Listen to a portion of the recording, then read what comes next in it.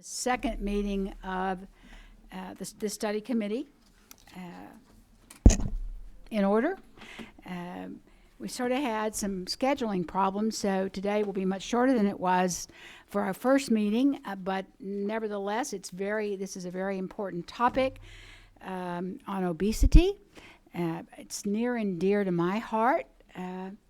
My husband was a board-certified family practitioner who became a leading expert in the country on obesity and its treatment. And it is bariatric medicine. That is not spelled like bears, but it is the reason that we have a very large bear collection at home of all sorts, because patients started bringing us bears. And if you think about it, if you're overweight, you get a little grumpy and growly like bears at times. So it's one of those things. And I think also that didn't get on the schedule. We are talking about athletics. You know the people here? Jason? Okay, it's not on my, yeah, it would be if I'd read it. It's on the second page. All right, let's get going here. Okay, so to start off, we have the Deputy Chief, Cheryl Williams. It's with one of our programs here at the state. And we'll let you start this on bariatric surgery, or bariatric treatment. On the first, there's a second page to it. The blue folder. Okay,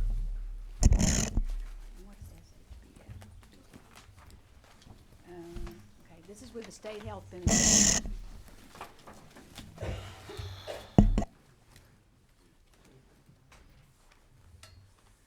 Good morning, Madam Chair and committee members. I can't. Hello? Okay, thank you. Good morning, Madam Chair, and to all the committee members. We appreciate you all having us here today so we can share some of the results from the bariatric pilot. So thank you. You have the presentation? Okay. Just wanted to go over some of the outcomes that we've experienced and to give you a little background. In accordance with House Bill 511, the SHBP implemented a bariatric surgery pilot program, which allowed 75 individuals in year one and 75 individuals in year two, 2015 and 2016, to receive bariatric surgery. We had the gastric surgery for individuals for a total of 150. And if you turn to slide 5.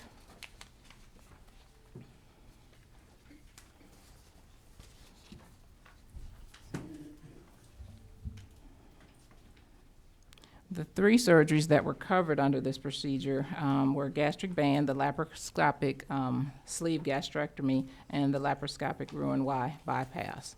The pilot allowed for 75 participants to be elected each year, and the way that we divided the 75 were based on the enrollment for each one of our 3 vendors that were in place during 2015 and 2016, and it was based on the percentage of individuals that were enrolled in each plan. So United Healthcare, Blue Cross and Blue Shield, and Kaiser Permanente all had members who participated in the pilot program. What they did was they took those individuals who applied, and if you look at the top of the slide, we had 638 applicants who applied in year one and 597 who applied in year two. When those individuals submitted their applications, what happened was that they were given random numbers, and then they were randomly selected to be one of the 75 participants for that plan year. For that year in 2015, 69 out of the 75 individuals completed the bariatric surgery. And in year two, we had 70 out of 75. And the reason we didn't have the full 75 participants actually complete the surgery is because certain individuals either withdrew or they decided that this may not be something for them, or they did not meet the medical necessity. And when we worked with the bariatric panel of physicians who assisted us with making the guidelines within the pilot, they recommended that we did not allow anyone to be entered into the pilot if it was from October at the end of the year on, because they would not have enough time to actually prepare and be an appropriate candidate. Sure. What were the requirements for a person to qualify? They had to be at least 18 years of age. They had to have a BMI of either 35 with comorbidities or 40 if they didn't have the comorbidities. They had to be a participant as primary with the state health benefit plan. They had to be a non-smoker, and then they had to complete medical and psychological counseling. Okay, testing. was there any, like some states have a weight requirement as they worked up to the qualifying? Did they have to lose before the surgery a certain amount of weight or show that they would adhere or do anything like that? That depended on, we did not write it. It was according to, we worked with each one of the vendors, and they had their specific criteria that they utilized. But they also had to go to a center of excellence, and within that, and then they had to utilize the, physicians who had been certified by the ASM, the American Society of Metabolic Surgeons. Yes, bariatric surgeons. Okay. And we utilized their criteria. And so if whatever they made as a requirement was what a participant had to. Were the apply. requirements between the three different groups pretty similar? Yes, they were pretty similar. And we used the, they all had to meet the minimum requirements, and then based on the individual physician's requirements too. Okay, thank you. I'm sorry. Oh, no problem. As you can see, there were a total of 19 people who withdrew in the first year and 13 people who withdrew in the second year. And in the first year, we were able to replace all but the 6 due to the timing again. In the second year, we were able to replace all but the last 5. So, I mean, we were fortunate that we did get pretty decent participation. The percentage of weight loss, which was the average percentage in month 1 was 8%, and in year 2 it was 9%. And then at 6 months, they were both, which was interesting. It was an average of 23% of weight loss. And so far, we've seen for the participants who were in the first year of the pilot, had a 29% have experienced that. And we're continuing to monitor this population and to continue to gather information so we can gather outcomes and see how they're progressing. And the average cost, and want to be clear that this is only for the surgery, it doesn't include any pre, post, or complications that may have been related, was $18,198 in year 1 and $20,596 in year 2. The readmission percentage for individuals was pretty low. We were pretty proud of those statistics, and we think it's because we use centers of excellence and use physicians who were certified, was 4.3% both years. The members currently, and when I say currently non-adherent, 23% in year 1 and 13% in year 2, those are individuals who we had a requirement that they had to agree to participate in case management, follow up, provide data to us, because we explained to them that this information is helping us to be able to establish whether or not this will be a covered benefit or not. And the only way we can do that is if you all agree to provide us information, go see your doctor as scheduled, take whatever treatment plan that's been required of you, and then we've so that we can we called it pass it on so that you could help the future individuals. And so we'll go into more detail later with Kathy Craven, and I'm sorry, I should have introduced her. This is Kathy Craven. She's one of my RNs who works over the quality program, and she has been instrumental in helping develop and monitor this program. So thank you. But, okay, and so comorbidities, which has been phenomenal to see. Diabetes, as far as a remission, we had 13 of the 22 people who had diabetes initially are now without any diagnosis of diabetes in year 1, and 19 of the 26 in year 2. And as far as hypertension, 23 out of the 48 and 22 out of the 48 in year 2. So we're still looking, still hoping that these numbers will continue to increase and improve over time. Go to the next slide. Health outcomes and challenges. The main thing that we saw with these individuals as far as health outcomes that were positive was we required that members utilize the centers of excellence, and we see with the readmission rates and with the low number of complications that we had positive results. In addition, as I stated earlier, the surgeon had to be certified with the ASMBS. Additionally, we experienced a low readmission rate of 4%. The members experienced on average a 23% weight loss at 6 months. And we had very good readmission with comorbidities as far as 57% of the, 7% of the diabetics and 40% of the hypertensives have had, either a reduction or they've not even experiencing those diseases anymore. And 73.7% of the 2015 participants who had the surgery feel that their life is either completely or mostly improved over time. So we have had very good feedback from the mental health experience and just the quality of life, where individuals are feeling much better who've had the procedure. Additionally, Well, I was just going to say, we got that information from our WBA, our well-being assessment, and so the members were required to fill out those well-being assessments, pre and then post-surgery. So as part of that process, we were really able to gauge that, accurately as far as that improvement and their feeling of positivity about their life. and then the challenges we experienced where post-surgery we saw a gradual increase in non-adherence, and what I've shared earlier where people weren't following up with their case management requirement. Yes. Are there any penalties for not following up? Were those, worked into the requirements? No, there weren't any penalties, but I'll tell you what we did, because we were trying to sort of approach this in a sort of positive way. When we say non-adherent, we are talking about a 2-month span, a 60-day span, where like for 2 months you haven't engaged with your case manager, your bariatric case manager. And these are nurses who specialize in assisting and talking with members who have bariatric issues and need assistance, and they have experience with that, both counseling them on the preoperative side and postoperative side. So that would be like people who are non-adherent, that would be a 60-day period. We, as part of this process, we implemented an entire team. We had weekly rounds where we talked about all of the membership, but also the ones who were in the non-adherent category. And we developed really strong relationships with the physicians, the physician groups.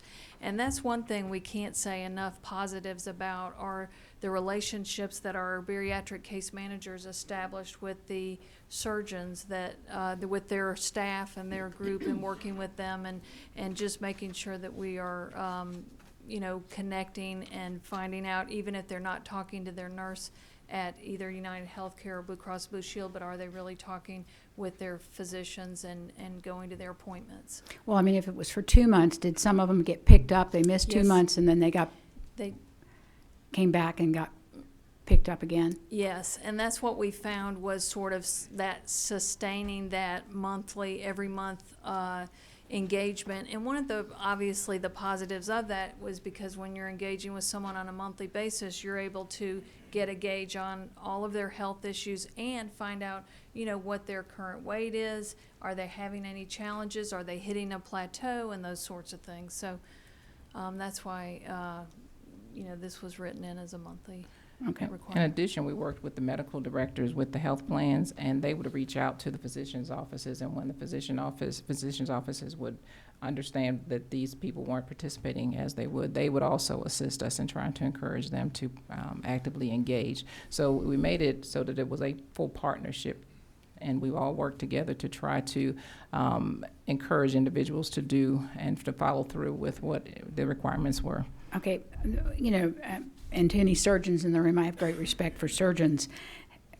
However, surgery is their specialty, not the pre-weight loss if you required, or the follow-up dietary requirements and help, because that, and so often people put the Absolutely. weight back on. Did the offices and the surgeons you use have a program of where they helped people with, maintaining their weight through, dietary changes, somebody that worked with them in their offices, or they just did the surgery and just followed them on their progress? Each one of the different surgeons had different policies, but the majority of them, from the information that we gathered from the case managers, was that they did have follow-up services available. Not just on how they were, the surgery part of it, but that they did have follow-up with meeting dietary and helping them adhere to. counseling on And that. as part of the comprehensive, the facilities themselves, the centers of excellence, they have a lot of programs that are supportive in nature, just as you're describing. Okay, thank you. So I think a combination of the two. In addition, we also have registered dietitians who were doing coaching, and we have that with both our TPAs and with our wellness vendor Okay, to try to encourage that All right. service. And as far as one of the reasons, the main two reasons that our members chose not to continue with the procedure or with or wound up not being as compliant as they should be was that we did find that there was a consistent message from members that there was a financial barrier, because this surgery was considered just like any other procedure where they would have to pay their applicable copays, coinsurance, and oftentimes they weren't prepared. I think a lot of individuals thought when they were entered into the pilot that it would just be 100% coverage. And the way it was structured, it was told. I mean, they even initially we had a check sheet that they had to sign and understand that you were still responsible for your copay, still responsible for your coinsurance and deductibles. But I think that sometimes you just want to have access to a procedure. So unfortunately, they didn't understand that. But once they got into it, they realized, or they didn't understand how much it would be. And so that was the main barrier. And then post-procedure, some of the issues that were reported to us was the excess skin that people experienced, and that's not a covered procedure under our benefit currently. So those were some of the challenges that we experienced. Go to the next slide. And what we did in order to get a better understanding of what the potential costs, because not only are we looking at the outcomes and how the impact that it's having on the plan through physical changes with individuals and outcomes, we're also trying to look at the cost to the plan. So what we did, and we looked at two analyses. The first one was the book of business of Blue Cross Blue Shield, and we asked them to look at their clients who are currently offering the procedure, and they looked at their top 5 clients, which membership equaled over 1 million lives. And what they were able to share with us that on average, 0.12% of those 5 groups actually received bariatric surgery. And based on that percentage, they looked at our population, and they said that there would be approximately 500 surgeries per year, or individuals who would be seeking the procedure.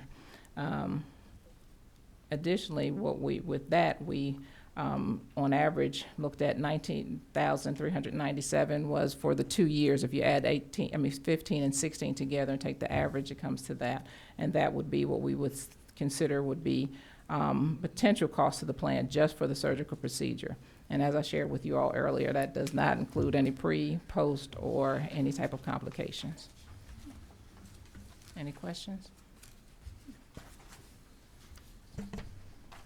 Then we also looked at a study from United Healthcare back in 2009 through 2011. The state health benefit plan did cover bariatric surgery, and they looked at 237 of the individuals who actually received that procedure back in 2009, and they were trying to figure out where are these people now, what are their results currently.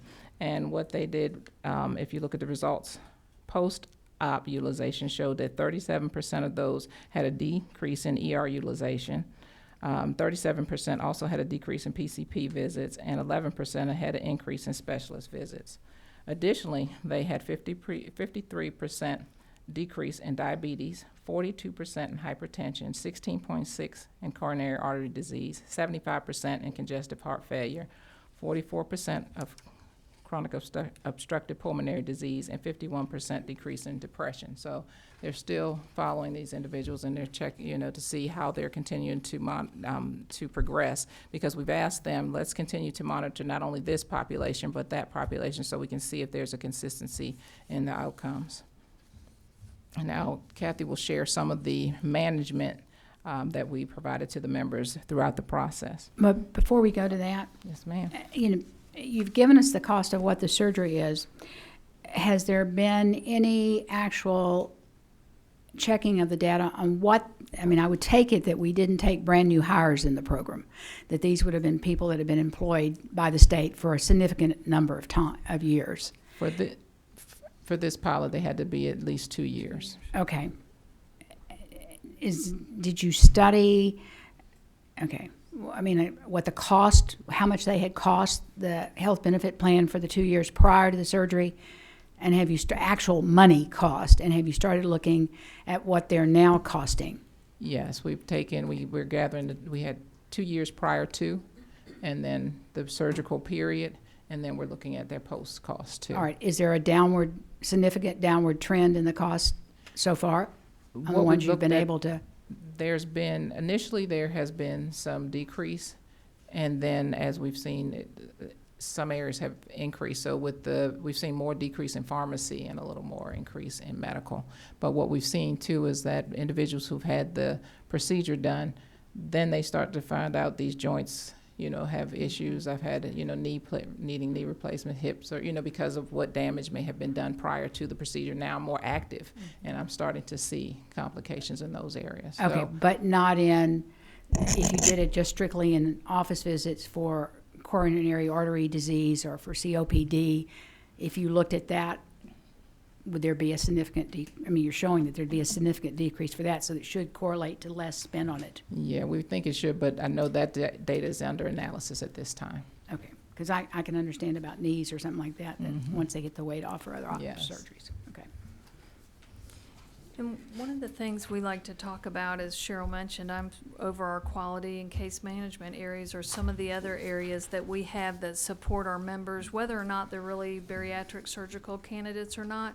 So we wanted to talk a little bit today about wellness awareness programs that we have, case management, and then the specific bariatric case management program. So if you look on slide 10, I mentioned this just a few minutes ago about our well-being assessment, but we have had a statewide comprehensive wellness program in place since 2014. It's being managed by a company. It was previously called Healthways, now ShareCare. And one of the foundations of our program is well-being assessment. We use that as a way to gain, information about how the members are doing, their basic levels of health, and then that is used to sort of build a foundation to reach out to them and encourage other activities for them as far as being healthy goes. The members have access to one-on-one health coaching. They also have access to a health tracker. And so we're really encouraging the members to kind of take that initiative, and these are things that they can do that is completely free of cost. In fact, we really incent them to participate in these programs. If they fill out their well-being assessment and they have either well-being coaching or the tracking, they get 240 credits, the members do. In addition to that, if they've done their well-being assessment and they have a biometric screening, and that's a very important component for us to encourage them to know their basic values, know your numbers. It's very important, then they get another 240 credits. So each employee member who participates in the activities I've just mentioned, they could get up to 480 incentive credits. Those credits can be used to offset pharmacy costs, any health plan related costs. They go in their account and they're able to use that money for those costs. So that's something that we find is very important, and it's not just for the employees, but their covered spouses are also eligible. So that's one thing that we like to point out, that we really try hard to educate the membership on, to kind of get that wellness awareness of where they are with their health. Another thing we wanted to mention was that we provide coverage for three, and this is at no cost to our members, coverage for 3 nutritional counseling if you have a diagnosis like diabetes.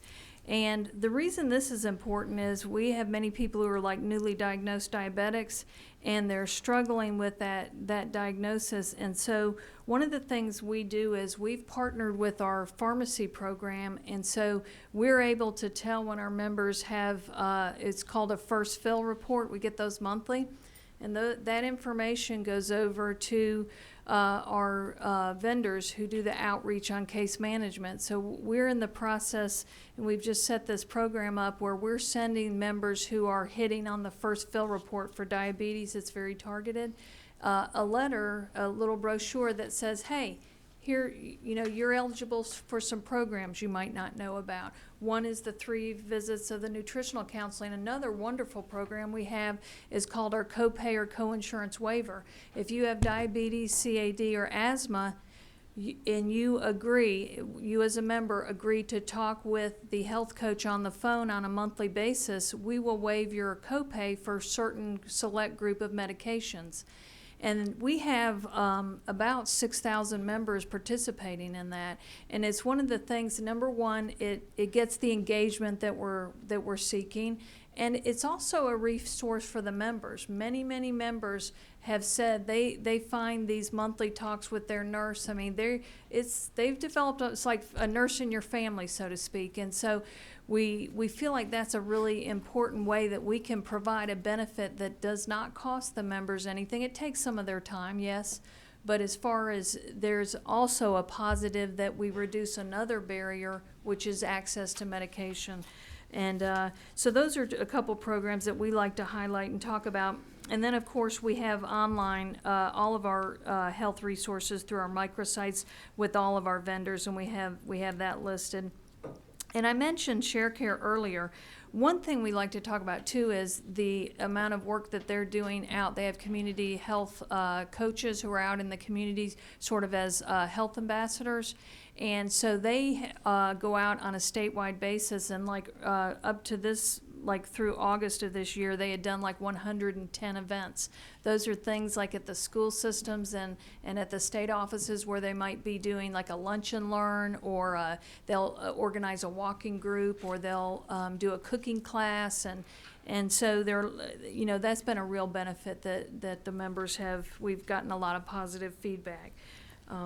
So those are some things that we've done in the wellness arena. If you look on slide 11, as far as case management goes, we also do more of, I would say, a deeper dive with members who have sort of, I guess, triggered in our system, you'd say. Both our vendors, Blue Cross Blue Shield and United Healthcare, they have very I guess you'd call smart systems that can take both the medical and pharmacy data and create a predictive model. And on that basis, we are able to do some outreach to members who maybe have a high risk score, and we encourage and invite them to participate in our case management program, where we try to close gaps and clear. Things like this are, do you have a PCP? So those are the kinds of things that we're doing on a regular basis. And as Cheryl mentioned earlier, we have dietitians, we have exercise physiologists, social workers, and I think it's important, not to overtalk my time, but with the social workers, they're really actively working with our members. We have members who can't afford their medicine. They have to, they're really struggling. And so the social workers are able to work with them. Are there patient assistance programs? And are you in the copay waiver and those sorts of things? So we do have a team approach with both the vendors to kind of support our membership and make sure that they're taking advantage of all of these resources that we have. Okay, and then, hold just a minute. Representative Price, do you need the question now or later? Was it specific to? I think it Okay. might help clarify. Sure. Just what percent of Georgians are covered under state health benefits plan? We have approximately 640,000 members enrolled in the state health benefit plan. So that's out of how many people? I don't know Well, the actual. we're going toward 11 million people, but I mean, out-of-state employees? Right. I Do you mean, know how many state employees we have? I don't have any idea.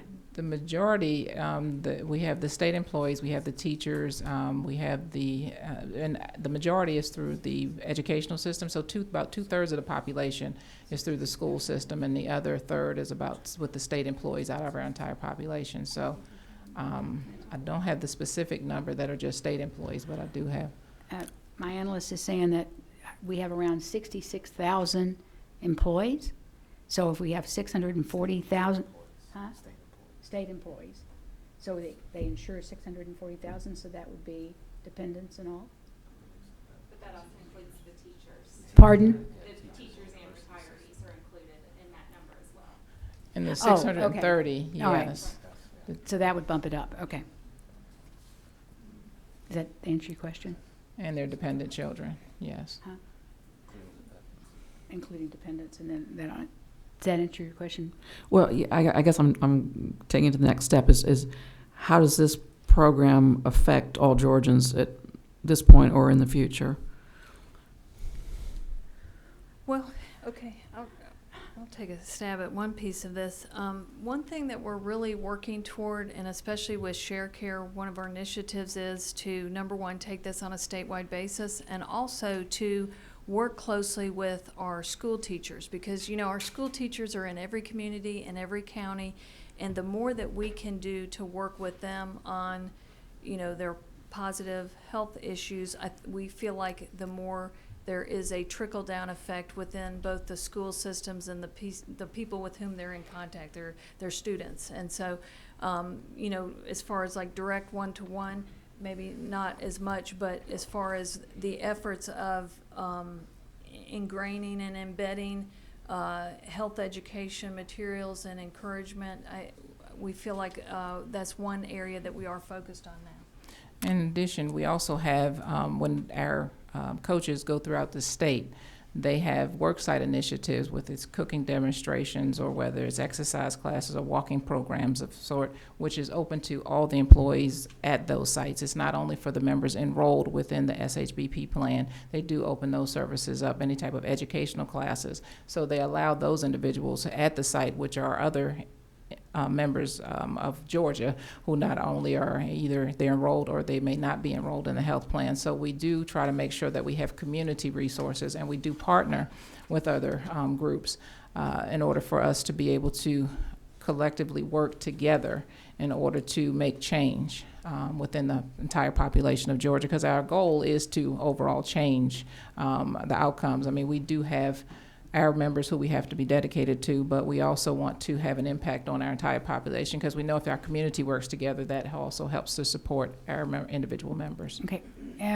Are you working with our public health department in any way, since we have a public health department in all of our 159 counties? Yes, we do. We partner with them whenever there's an initiative that we may be able to put into place, whether it's a event at a different work site or in a different community. We try to partner with them. We reach out to them. We've even now turned our the flu shot initiative over to the public health, so that they can go around to the different work sites in order to provide those services to you know, the members. And being very frank, besides the vaccination, the flu shots, are they really participating in the other areas? Yes, they've actually helped us coordinate, and we've tried to find who is the individual in various counties. When we go to set up an initiative, a community work site, we do. We work with Alliance for a Healthier Generation. I mean, we've worked with different groups in order to actively engage. So we do try, I mean, not with every initiative that we have, but anything that is community-based, we do try to work with those individuals. Okay. Go ahead. Okay.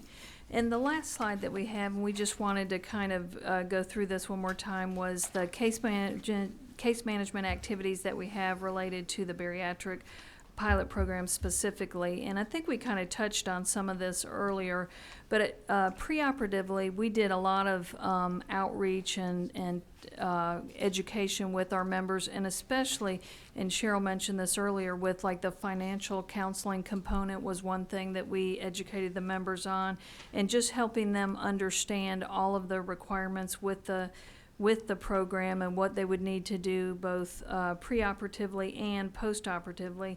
And one thing that we found was that postoperatively, the nurses really provided a lot of support to the members. They would call them, they would know what their surgery date was, they would call them within an appropriate amount of time, you know, post-op, making sure they got home.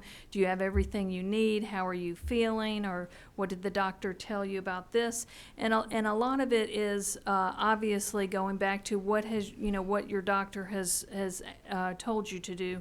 versus we're telling them what to do, just making sure that they're able to comply with what their, what the doctor's instructions have been, their discharge instructions. And so that's been one thing that we did feel like was very important supportive component that we had, and just making sure that we're following them month over month and supporting them in whatever way we could. So we just kind of wanted to sort of bring that together and show you some of the other programs that we have that are telephonic in nature, but support the members through their health journeys. I had a question. I don't remember what it was. Were you saying that some of the people on our state health care plans still cannot afford their medicines? Well, They have trouble? yes, I mean, there's some people that have, co-payments, their regular co-payment and co-insurance amounts that they would pay for medication, and they do report sometimes to their case managers that they're struggling with that. Okay, can I have my secretary, since I don't remember the name, we now have a program in the state to use recycled medicines. Wow. I know, when we Okay. partnered with the public, and they're just now up there, you'll be seeing through the month of October, probably they're getting a PR. They will send medicines all over the state. We would love that. We would. Thank you. Yes. Lynn, can you get them the information? And not narcotics, but, not anything that has to be refrigerated. But Okay. they tell me they've got a supply and everything else. And they do a very brief scanning. It's over the phone, I guess, and they don't give people a hard time, and they don't have to fill out a bunch of pieces of paper. If they can afford $1 or $2, that they ask them to help that. If they can't, then they get them free. That's wonderful. We Yes. can share Okay, that so we with need to get the resources. word Thank you. out so that, people can afford their medications. This is- Wonderful. So It is thank you. finally, after 4 years of trying to get it up and running, first with the state, which dropped the ball, then now with a private-public partnership, it's up and running. They've Thank you. done the preliminary runs with 30 federally qualified health programs. It came off without a hitch, and so all over the state, different places in the state. So it's up and ready to go. That's All right. awesome. We will So if you definitely will get share that and help get that information out, please. Great. We will Thank you. definitely utilize And the that. other thing is, can I give you a former senator's name? And you could please go look whoever helps his wife with her diabetes. The counselor, she says they ask him the same thing every time. She's a childhood onset diabetic, and they ask her over and over and tell her over and over like she was brand new. And it drives her crazy, and it's driving me crazy because she fusses about it. No, we can. You know who it is? No. But we anyway, so if I can just please we'll tell get that that caseworker not to do that. This woman knows more about it. But you know what? We had heard that that concern, and so this past year, I just worked with both of our vendors to make certain we had experts come in, and we retooled all of the health assessments to differentiate between type 1 and type 2, and make sure that that the nurses, as they're kind of going through their process, that they're being cognizant of the differences and the importance. And the of- long-term people who Yes. deal with this on a regular basis and this kind of stuff. Yeah, in the So, so we state. got- that's a great point, but we have heard that, and we've taken some steps this year To try to to improve improve it. that, and Thank and you. we're- I only hear from one from Cobb County, but I hear her loud and clear frequently. well, one's too many. Well, I mean, we want to, Just take it off my back, please. Yeah, That's we will right, take that one. we want to make it right. We'll take that one. Okay, questions from the committee? Okay. Dr. Graham? Thank you for presenting this, and certainly I've known people who've had the surgery, and we see the tremendous impact that it can have on a person's life, both physically and emotionally. So I have a couple questions, though, about the pilot. One, I think in terms of looking at the financial costs, you're really still early outside of the pilot, the initial pilot, and I would think that the cost savings are longitudinal, so that as you look at the reduction in disease states and the reduction in visits, you may not see that 1 year or 2 year post-surgery, but being able to project that out over time. And the other thing that complicates, I think, a financial analysis is that as part of getting the surgery, you are automatically increasing your physician visits with follow-up and participation, where you may not have monthly visits, with your doctor normally after surgery you would. And so it's automatically going to increase some health costs in the short term, but being able to follow those costs long term. So that's one thing to consider. The second thing is that looking at, I noticed you had 100% well-being post-surgery. How long after the initial surgery was the well-being assessment done? It varied throughout the year. Yeah, it would have been between 7 months and 12 months, right? I think. It could have been even a little sooner. Could have but been up sooner, to, okay.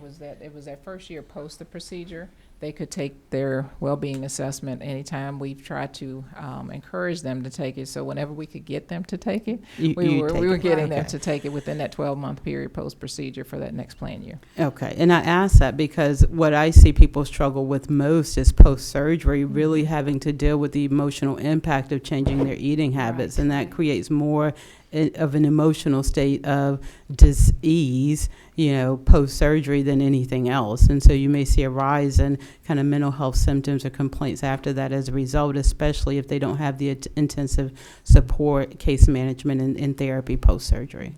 Absolutely, and we even found certain members who they did not go to their physician because they weren't progressing like they thought they would, and they were sort of hiding out, and we were able to That's get typical. case managers in to how to educate them and talk to them and help them to be able to overcome those hurdles. So those, we found that was a barrier, whether it was mental or physical things going on with them.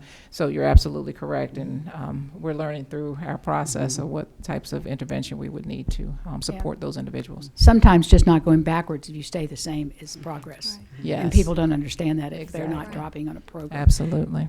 And one of the things we're looking for ways to improve, if we do this again and there is, if it doesn't get approved, there's a bill to include it, and I'm one of the signers and on this, would be if we could give, what did you call them, as incentives to get people to do what they're Oh, the supposed to. credits. Yeah, What'd you call them? Well-being Well-being incentives. incentives. Well-being incentives. Yes, but what'd you call the chips or something that you get toward? Credit. Credits. well, Credits. Credits. I mean, Yes. I think that might encourage people to fill out their forms. Mm-hmm. I mean, because we're looking for ways to get them to hear. I mean, maybe they don't get 200 or something, but if that's an important part of being able to analyze and to know and get them to do what we need to do, maybe it's worthwhile finding an incentive as we go further. Okay, Dr. Walsh. Yes, thank you, and thank you for your presentation. I really found these numbers impressive. Decreasing diabetes, 53%, hypertension, 42%, so on. That's very exciting. Thank you. Tell me, when will the quality cost analysis, be complete and available? Is there a time frame on that? We have a preliminary, it was 2 to 3 years, depending on which part of the bill that was, that you read, but we have 2 years data for the people who had in 15, we're in the second year for those individuals, and we're still within the first year for 16, so it still be at least another year, full calendar year after this one, and then even another year to get a full 3 years post to get the actual information. Great. Well, thank you. And tell me, does the source of that data is that primarily claims data? Is it clinical data? Could Yes. you address that? Yes, sir. It's we're utilizing claims data, and we also utilize for both medical and pharmacy claims data. Okay. All right. Thank you. Mm-hmm. And did you identify any barriers to adherence?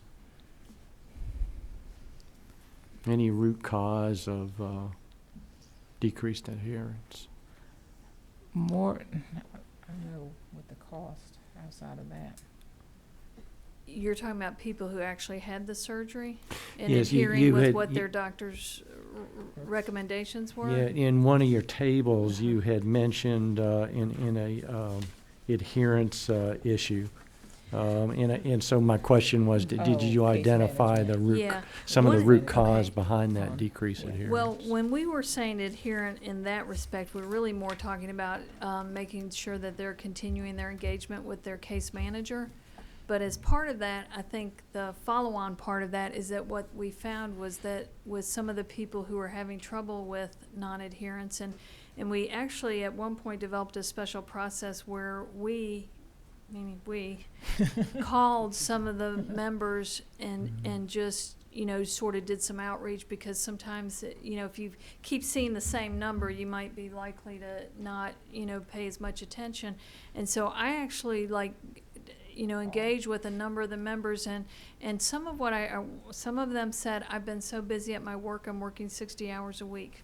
I don't have time for this, and they're not open when the case managers aren't open. So that was something that was a barrier, that was a problem that we were able to fix through Saturday hours. So we, you know, so there were some things that we made adjustments on once we realized, and they informed our thinking and my thinking on what we needed to do to make this more successful. So that was one barrier. Another was the pay it forward. We had a whole campaign where we said, listen,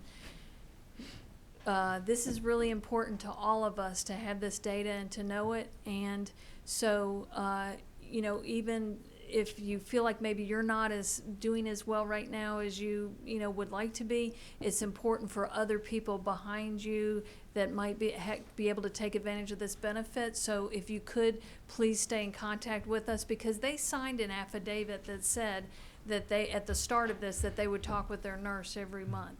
So, you know, it wasn't like we were doing anything that they hadn't already agreed to. It's just that, you know, life gets in the way. And we understood that. Some other barriers were, we had some people who lost their spouse, they lost Just life issues. family members. And so during that time, we wanted them to know, even more importantly, that we were holding their hand, whether it was our mental health resources. And so it was just like a wide range. There wasn't really one thing, you know, that we could point to. Well, thank you. Thank you for that answer. And I applaud you for your efforts to engage the patient. You know, and also I think we're seeing the benefit of a team approach to the patient care. And on that line, I heard you mention centers of excellence. So my question to that. Is there a mechanism of communication between the program and that center of excellence back to the primary care physician? You know, one of my opportunities I see for us in healthcare is to provide healthcare providers complete clinical information near real time.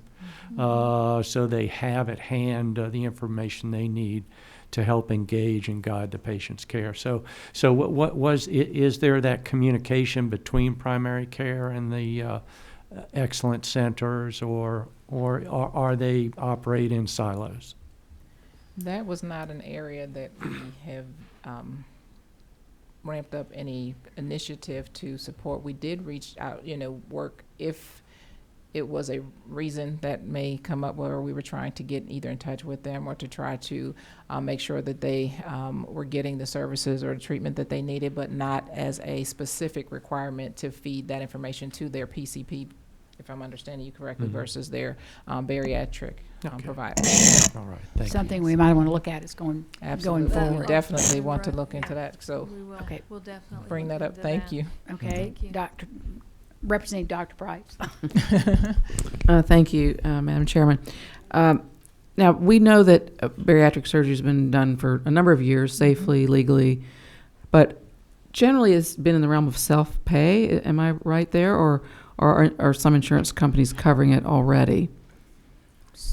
From what we understand, when we talk to other states, some of them do cover it. Okay, it's just that the state health benefit plan did not. No, it is currently not covered now. Okay. Correct. Okay, I guess when I'm thinking about expenditure of taxpayer money, which I think about a lot lately, I'm thinking about the amount of money should all 600 of those people have been covered to have this procedure. The outlay would be about $18 million. And I'm just not sure that we would recover that as tax dollars. So just thinking outside the box, why not take some of that money and incent people to meet weight goals? Because clearly this is a Band-Aid solution to a bigger problem, which would be the psychological aspects of obesity, all the things that may go towards somebody becoming obese in the first place. And then, we're turning around and saying, oh, but it's in the state's interest to make you less fat, but you got that way in the first place. So I'm just wondering, as a sort of policy matter, should we be putting the money more into incentivizing weight goals? And part of what, and I think that's excellent, what we've done is through our wellness initiatives, we have tried to put into place awareness, and that's why we have a vendor with the Share Care where they go around to the state and they do worksite screening. So often people, when you don't talk about it, or you don't bring it to the forefront of what's really going on with you, or they don't really take it as seriously as they need to. So by going incentivizing them to take the screenings and complete their well-being assessment, we are trying to at least make more individuals aware of what's maybe going on with them. And then once they are made aware of those, whether you have blood sugar issues, whether it's your BMI, your weight, whatever may be going on, then we also have the coaching, whether it's a telephonic coaching with a health coach, or whether it's through the diabetes educator. That's the area that we've are currently able to provide that support. But even going, and I understand further with you, that's something that we can look into. But now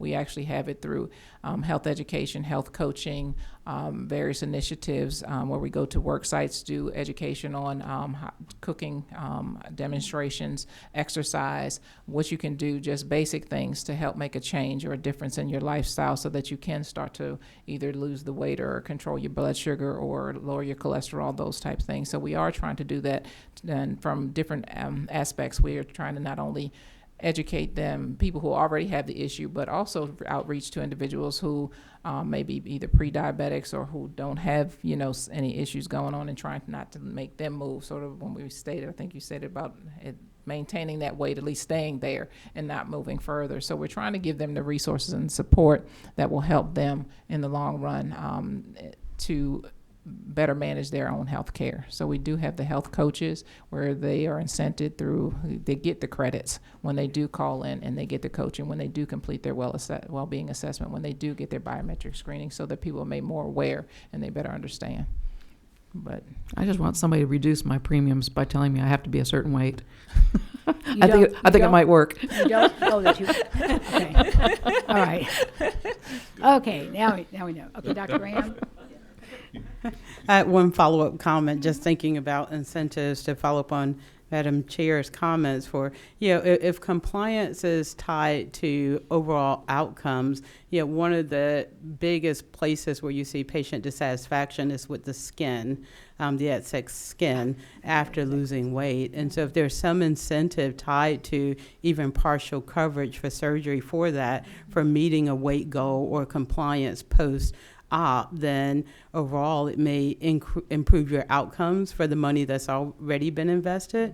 But to speak to Representative Price's point, it may increase your costs overall slightly, but improve your outcomes. That may be a powerful incentive for patients to be compliant if they knew there was coverage for that. That's a really great suggestion. Thank you.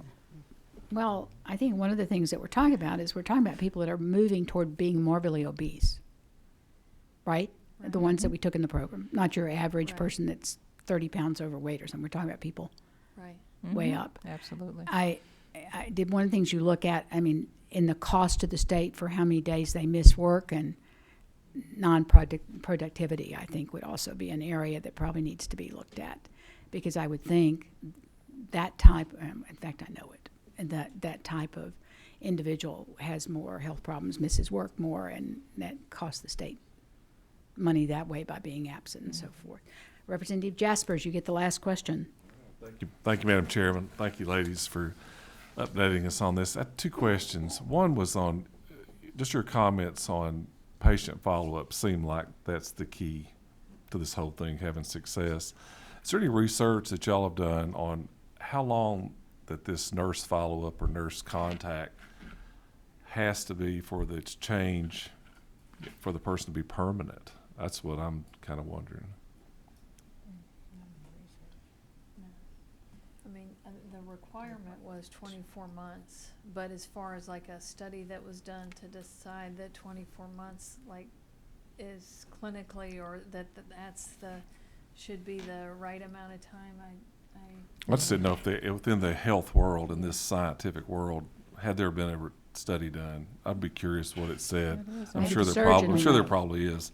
I guess on the other one question, Madam Chairman, was I looked at this on number 5, page 5. You talked about readmissions. How common are post-procedure complications, and how costly are they? I mean, we know the $19,000, whatever, was just for this, but on post-surgery, post-complications, what kind of cost to state health benefit are we looking at there? It can vary depending on what type of complications an individual had. We had one member who, I believe she had 6 or 7 post-op complications, and then we had others who might have had 1 to 2. So it all depends on how severe. I mean, she was so severe that we were worried, was she going to be okay? So, and her cost ranged up to about $600,000-700,000 or so. I mean, but so it varies, and then others depending on what their outcome. So it depends. Yeah, so I how didn't do the severe. math. So I had $20,000 a person for 75 people. So for the other 75, what was their total cost on post? I guess that's what I'm asking. I know that one, but on the 75 people, and I guess their post-surgery complications, what was their cost? How did that work out? It's kind of following up on what Okay. And we have we're talking I about. don't have that Okay, total I'm just with curious. us. I'm We just- and we were fortunate that there were 3 people each year that had complications. The others did not. So we were fortunate that we didn't have those Okay. complications Yes, ma'am. to that Yeah. level. Thank you, Madam Our Chair. normal readmission rate is running about 7.4%. So comparatively speaking, it's really less than what we would normally see as an all readmission rate.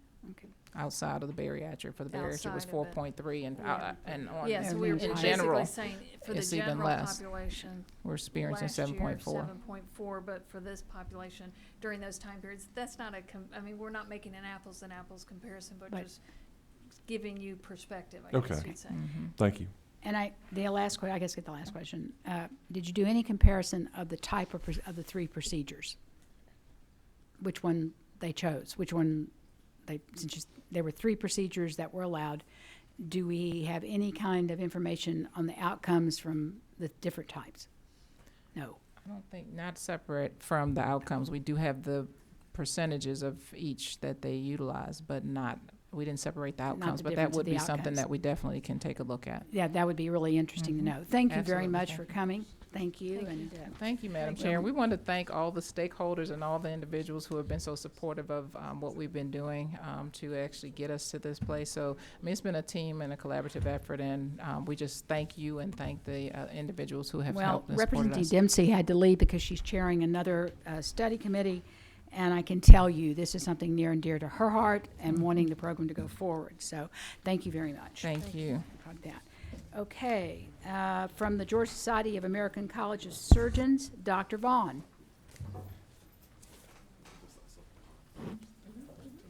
Madam Chair, Dr. Vaughn's also brought his program manager for the Okay, Bariatric good. program there.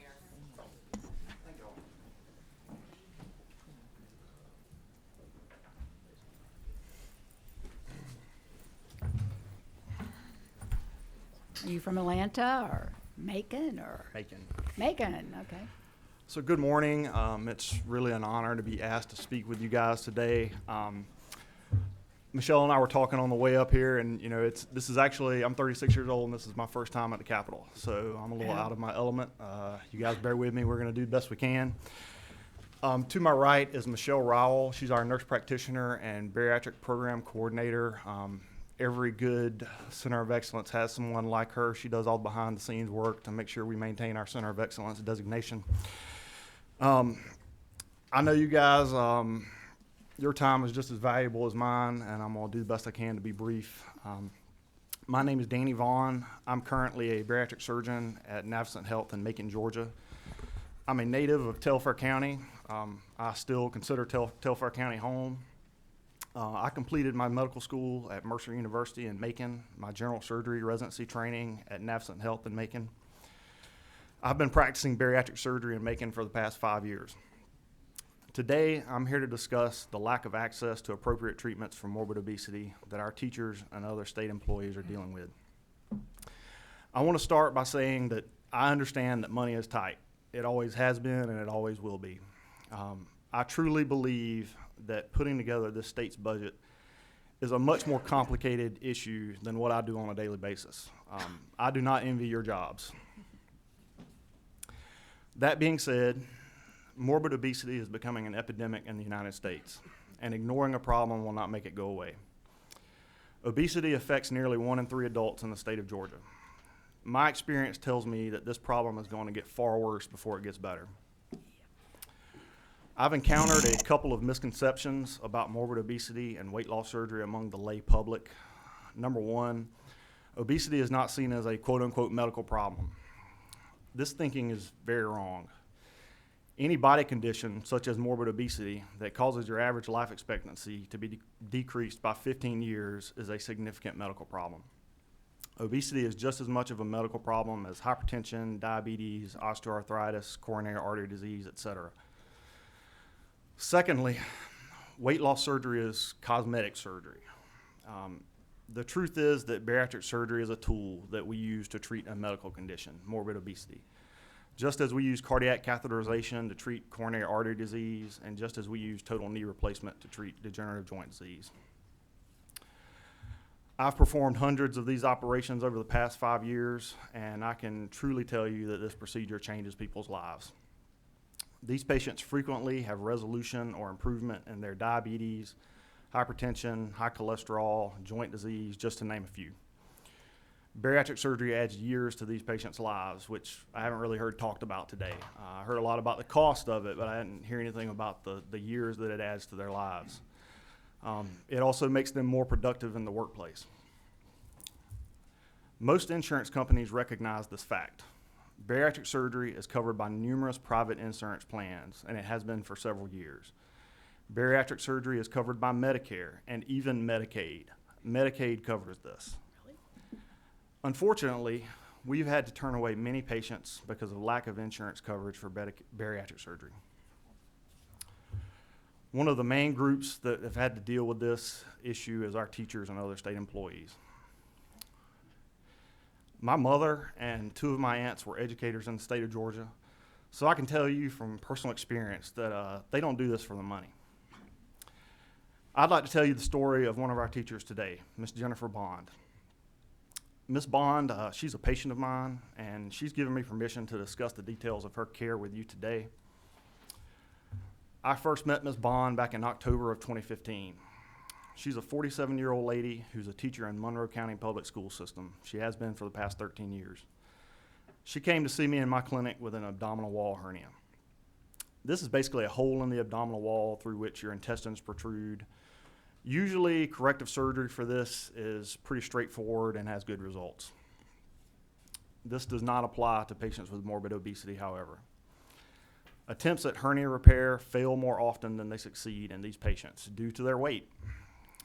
Any hernia surgeon worth their salt would recommend weight loss surgery prior to attempting hernia repair in this patient.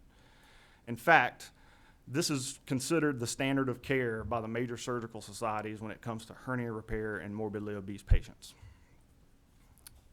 So that's what I did. I advised Ms. Bond that she should consider bariatric surgery. We quickly found out that this was not an option because she was a public school teacher.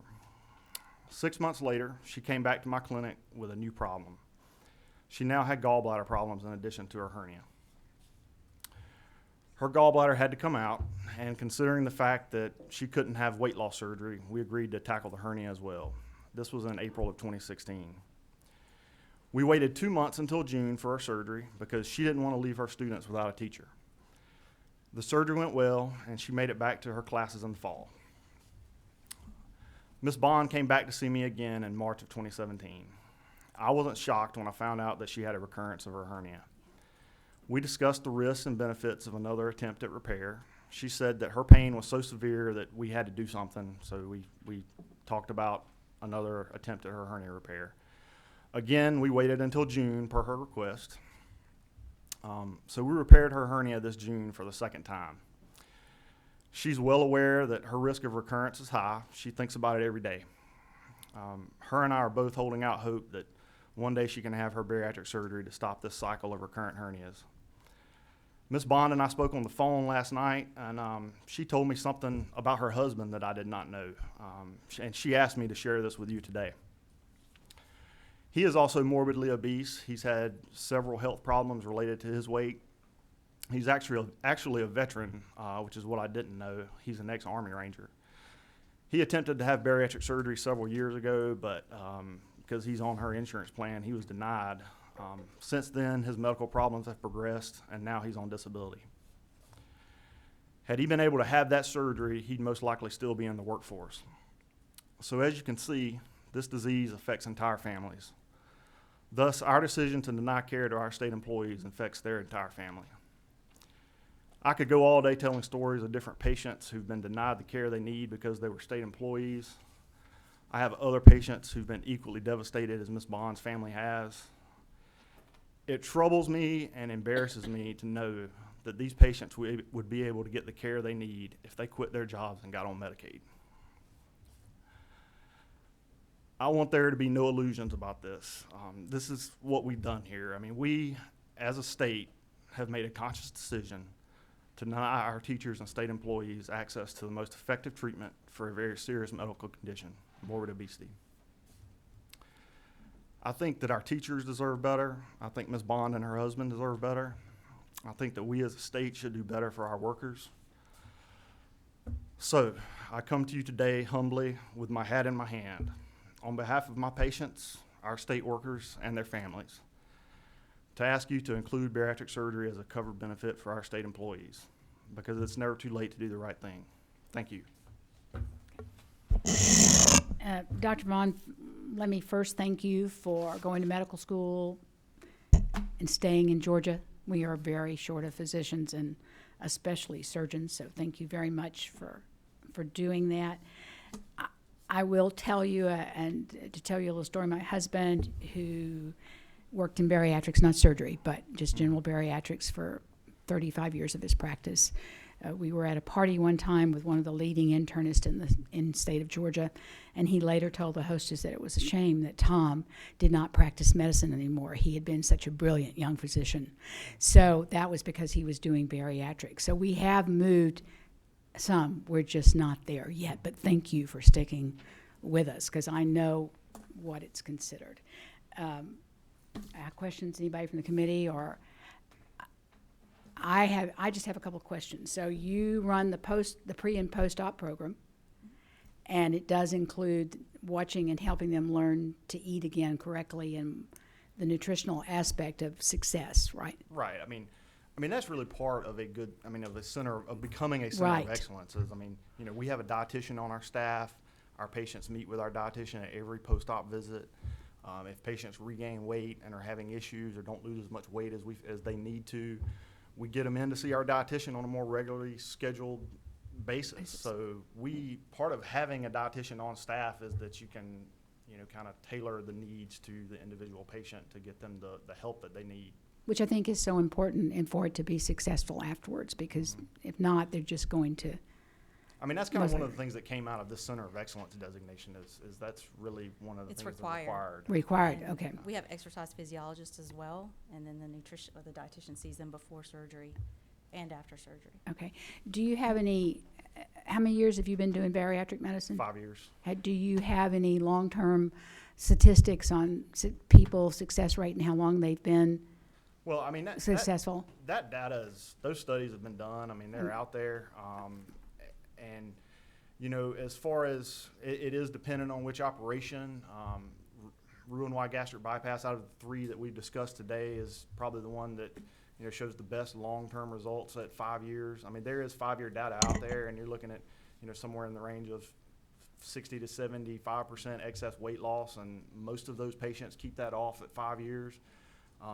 Sleeve gastrectomy is a newer operation, which Right. you know, is almost as effective as bypass, not quite. I think it probably will be shown in the long run to be a more cost-effective option, however, because it tends to have less long-term complications. Right.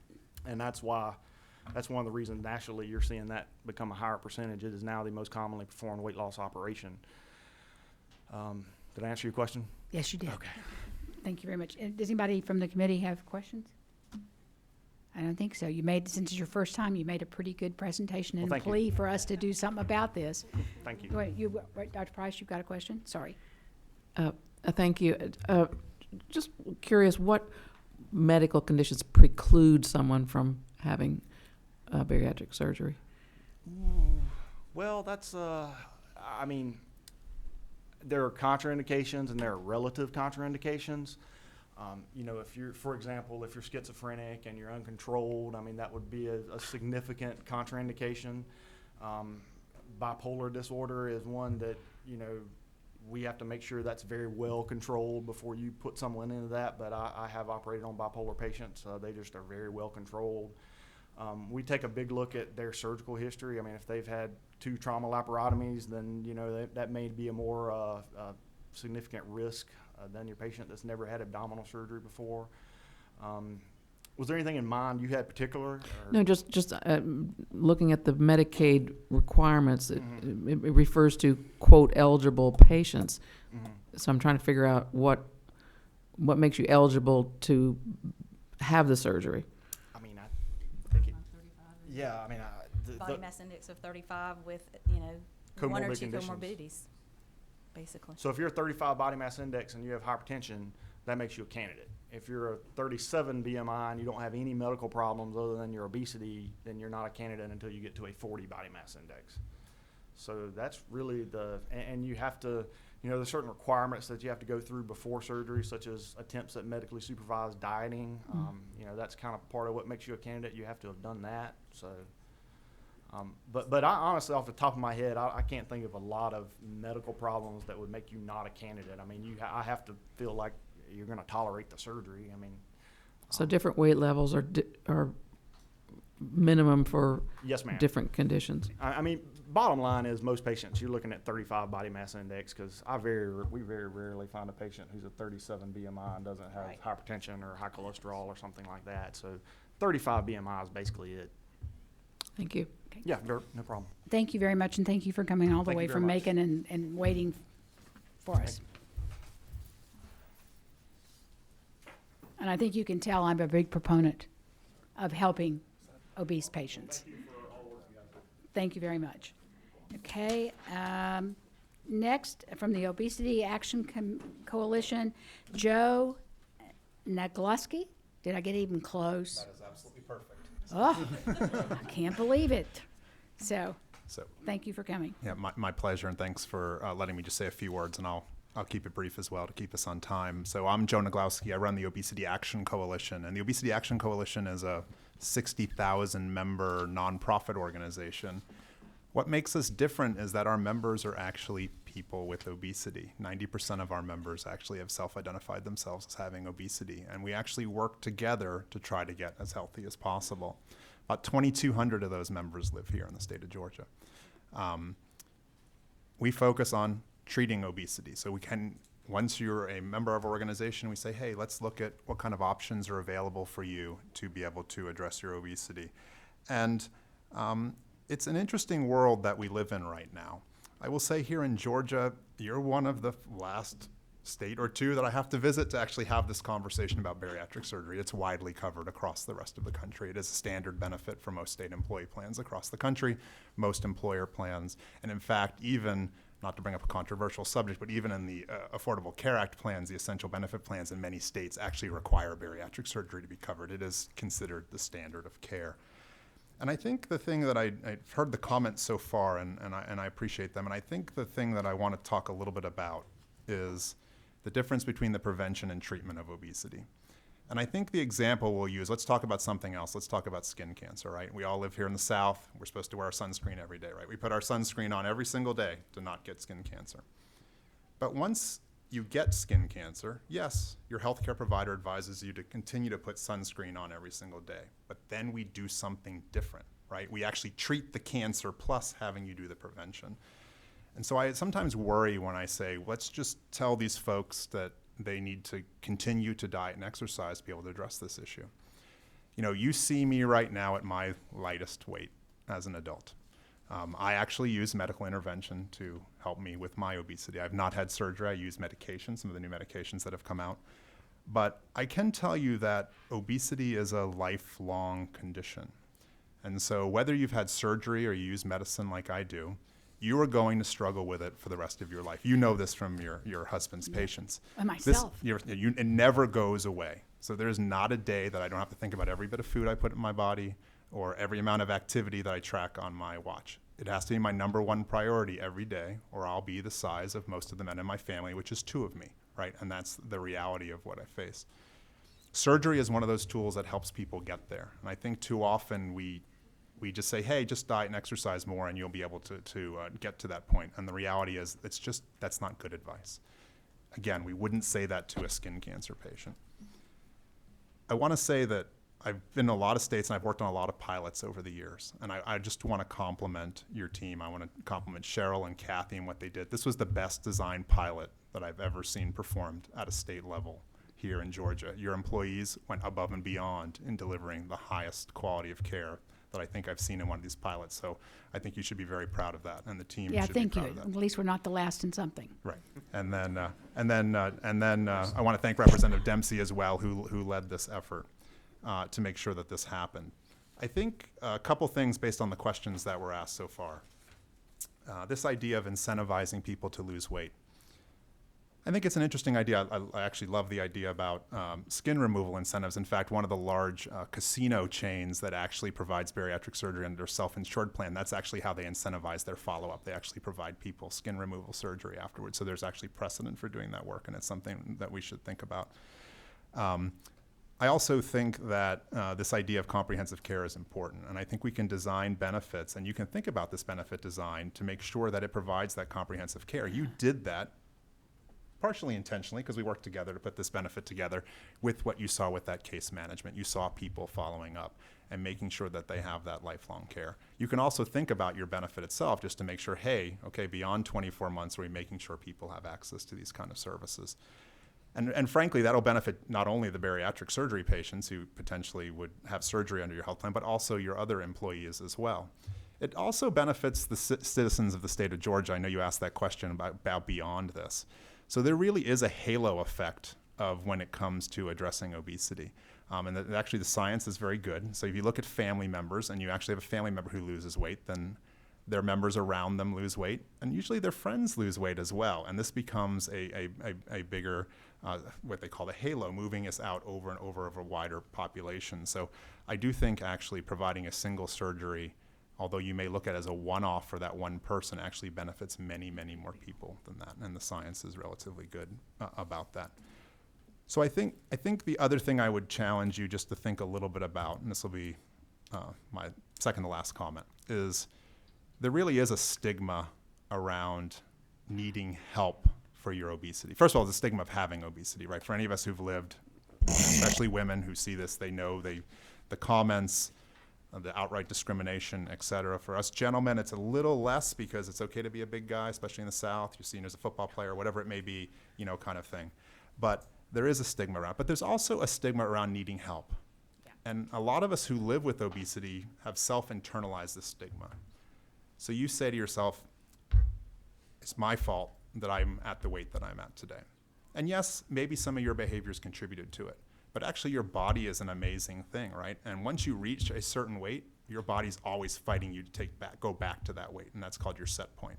And so you can't defeat your biology at that point. It's just like all of us here, we could say, okay, let's hold our breath. And we can hold our breath for as long as we can, but eventually our body will tell us you have to breathe, and you will breathe.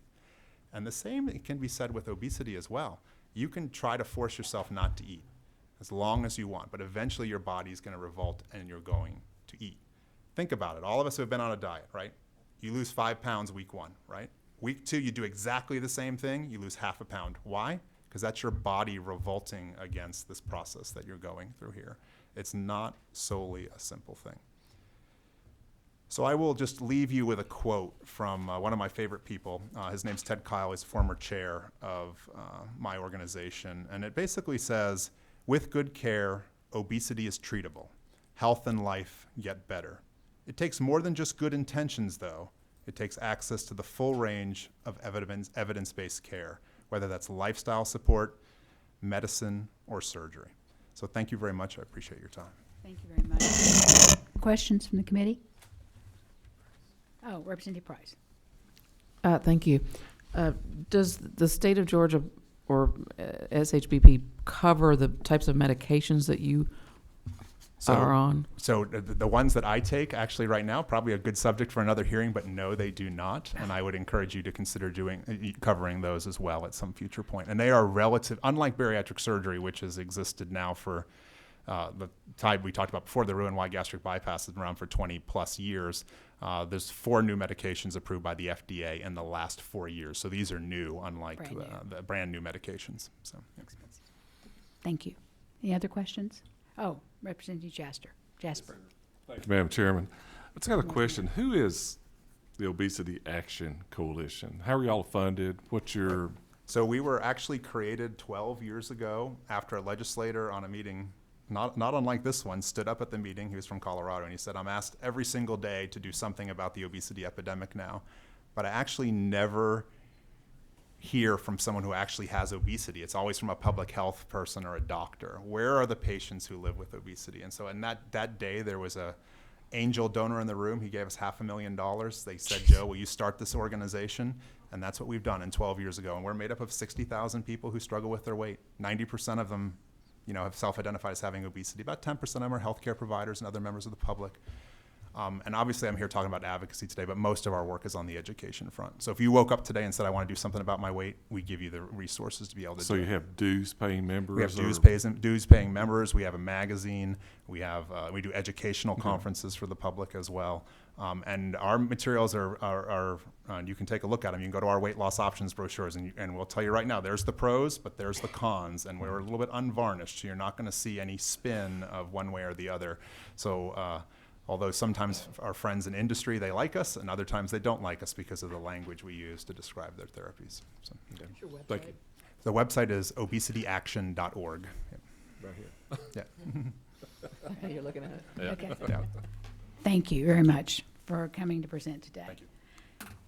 Okay, let's change gears, and I appreciate everyone that has presented on obesity. It's given us a lot of food for thought. Thank you. Let's move on.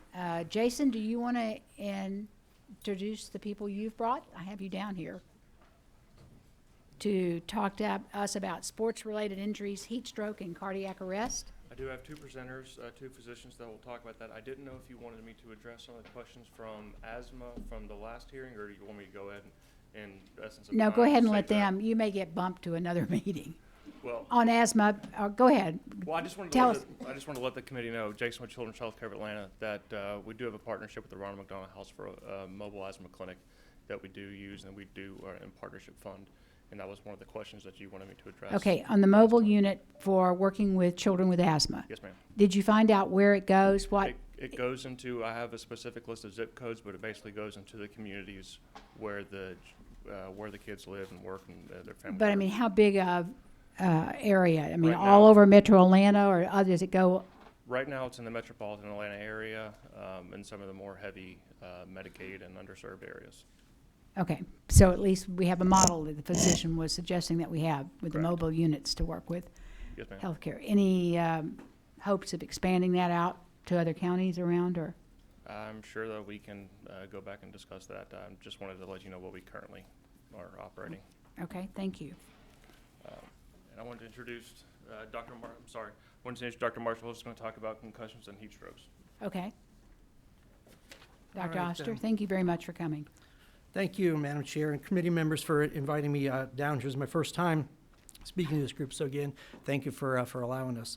A much lighter note, traumatic brain injury in kids. So we're going to spend what little time we have left talking about that.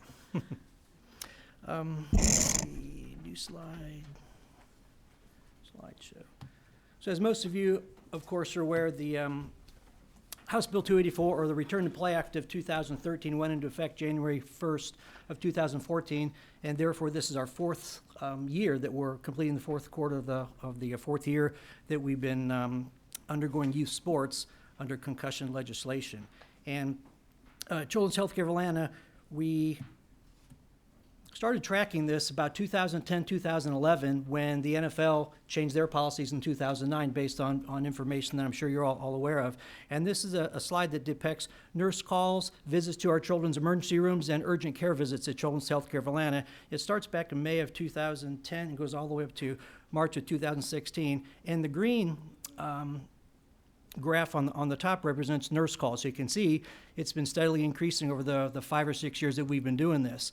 And of course, you're going to see the typical peaks as expected during the fall and spring, where they have soccer, lacrosse, and football. But interestingly, if you look at the emergency room visits or the urgent care visits, those numbers have remained relatively flat. And I think that kind of goes along with the education that we're doing. A big part of this, we'll talk about later on in the presentation, is education. The better we educate the people out there, I think the least often they're gonna seek emergency room visits or urgent care visits. So I think the fact that the ER visits and urgent care visits remain flatline kind of goes along with the educational efforts that we at Children's Healthcare have been so dear to our heart over the past several years. What I've done after taking a sort of a helicopter view of the entire concussion management from on-the-field injury to final return to play, I've identified 6 little areas, 6 little steps that I think we can and should be intervening, and I'm going to go through each one of them, kind of describe what the law requires, what we're actually doing, especially at Children's Healthcare of Atlanta in the Metro Atlanta area, and I think I took the liberty to give each section a grade. I'm going to grade each one and how we can improve our grade or do a little bit better.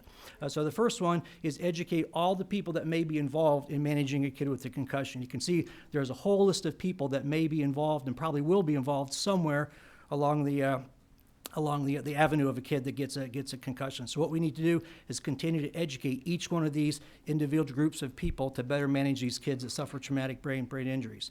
So the kids and parents, what I want to do is give each one of you the sheet that Georgia requires. The House Bill 284 requires that all parents and students that play sports at the high school, middle school level, public schools, private schools, and charter schools, they're required to get this information, sign it, and then a copy of it is kept with the child's physical in the athletic department's office, and they keep a second copy at home. So this satisfies the requirement of every individual and parent needs to be educated on the risks of in recognition of concussion. And that's what you have in front of you. Don't we have a hole in that it doesn't require people who own private sports areas like the one up in Cartersville? They don't have to give it out, right? Private sports areas. I think what you're referring to is the club sports. So privately owned gymnastics gym, competition cheerleading gym, lacrosse club, youth baseball, a sport program that's not involved in a public, private, or charter school are exempt from that. They do not have to do this. They're strongly encouraged that they do develop policies equal to that of the schools, but they're not required to based on the current law that we have. And the coaches are also required. Every coach in middle school and high school of those schools in Georgia, public, private, and charter, they're required to get education training. And the National Federation of High Schools has a neat little 1-hour video that allows the coaches to complete that. It's done in conjunction with the CDC, their Heads Up program down the street. It's very well done, and both of those are considered standards for coaches in the state of Georgia to get certified in concussion management. There's also sections on those video modules. There's a module for parents, administrators, as well as referees and officials that may be involved in managing or recognize these kids with concussions. We also need to educate the league administrators. The Roswell Youth Football Program or the gymnastics program or certain club sports need to have administrators that will also recognize the need for policies in concussion recognition, management, and certainly return to play and competition. School nurses, there's a lot of information out there for school nurses that are available, but they're not required to be educated, and I think that's important because they're a big part of returning these kids to school. We'll talk more later about the Return to Learn program, getting these kids back in school quickly but safely.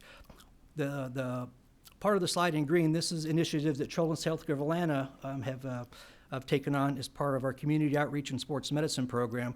We work with the School Health Annual Initiative. The school nurses get together in the state of Georgia and have a conference, and every year they ask us to come down and speak to them and give them updates about what they can do as part of the team leader when the kids finally return to school, still with symptoms of a concussion.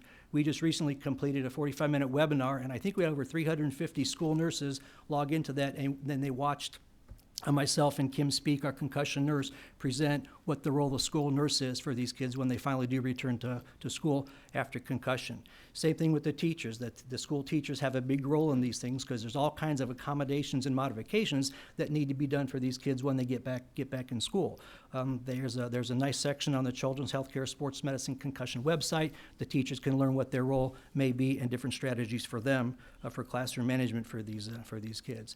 Guidance counselors, oftentimes they are identified as the case manager or the liaison between the concussed student athlete when they get back into school, so they need to be educated as their role as well. And then the principals. As principals, oftentimes are also involved in being the case managers, or they have some say in terms of academic modifications and adjustments for these kids. And then next month, I've been asked to go speak at the Georgia Council of Administrators of Special Education in Savannah, and that's my understanding is that's going to be a group of principals throughout the state of Ohio, and they've asked me to give a couple workshops on their role in concussion management of these student athletes as well. And then athletic directors, oftentimes in terms of return to play, these kids, these student athletes, the athletic directors have a say in that, especially if they don't have athletic trainers that are full-time at the school, which unfortunately is the case in most of the schools in Georgia. And the Georgia Athletic Director Association has an annual meeting, and I've gone down to Savannah several times and have spoken at that because they too are interested in updates in the management of concussions as new research and recommendations come about. And of course, we need to keep educating ourselves. The physicians that manage these kids, either on the field, in the urgent care centers, or in the office, they need to be educated as to what's new in research, et cetera.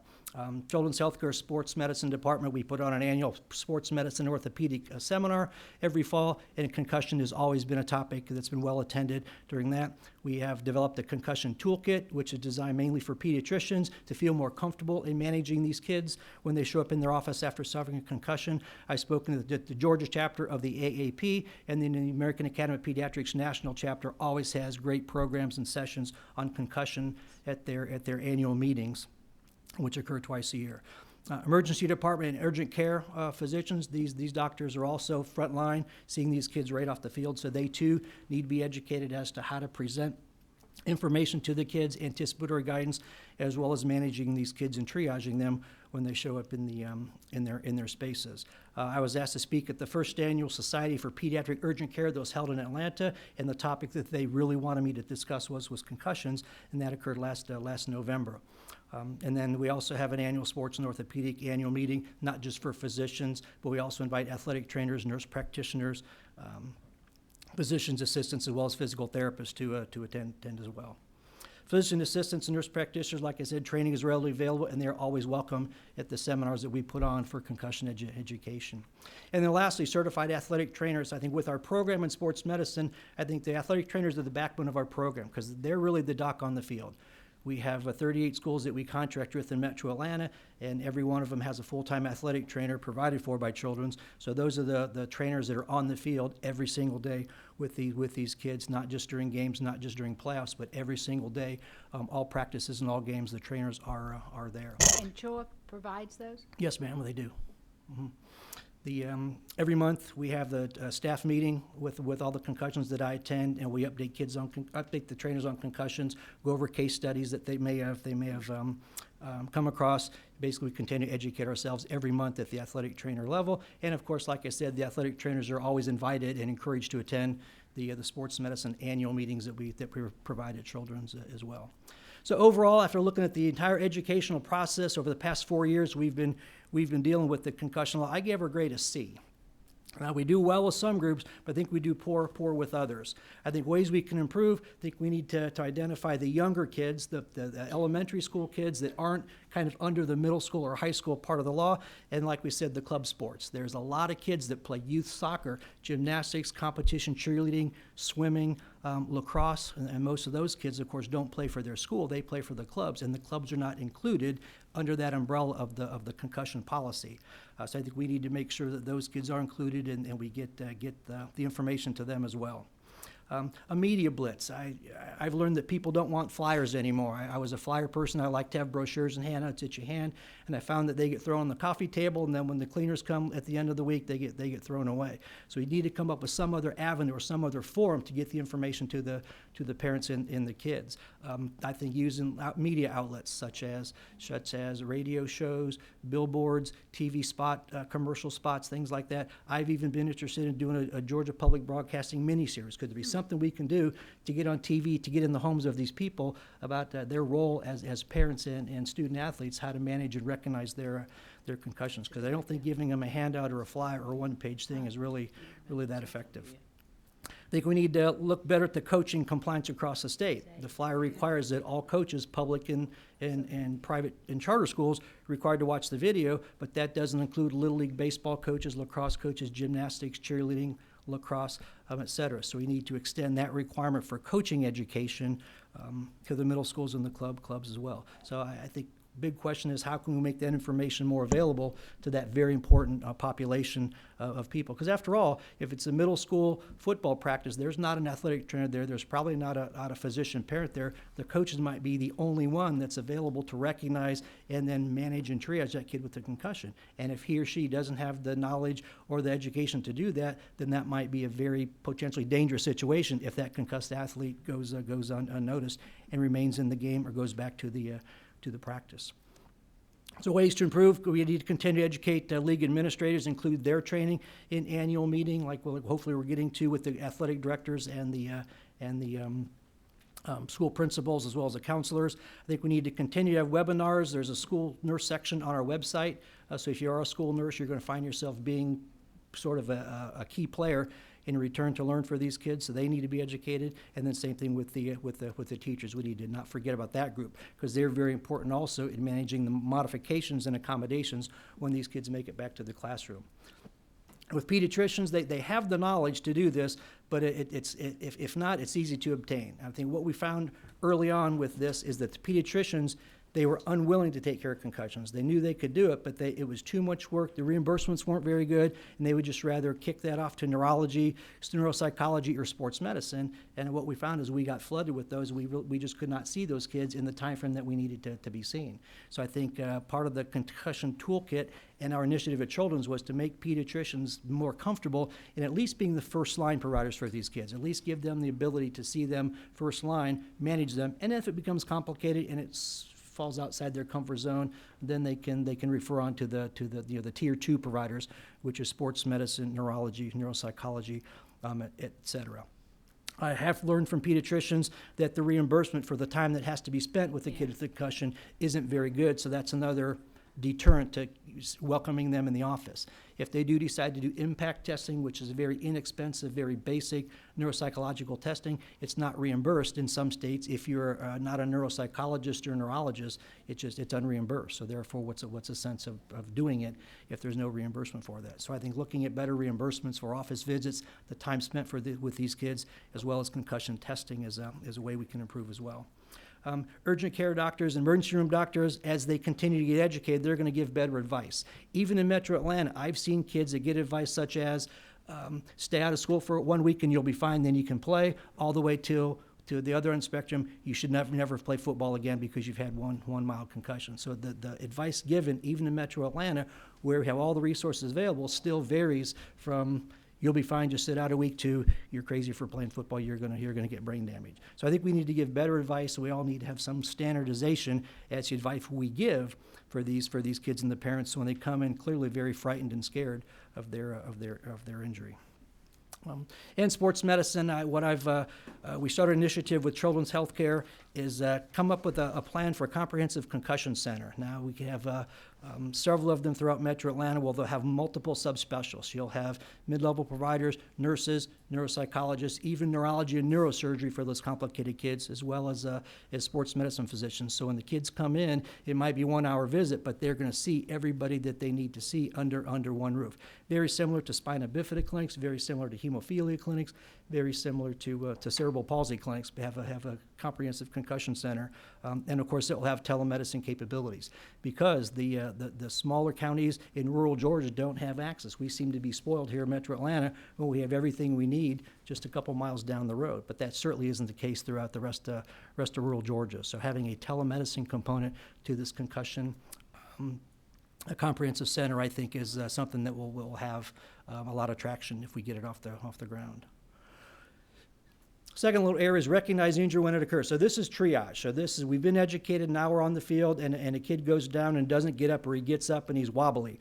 So we need to have trained personnel at all games and practices.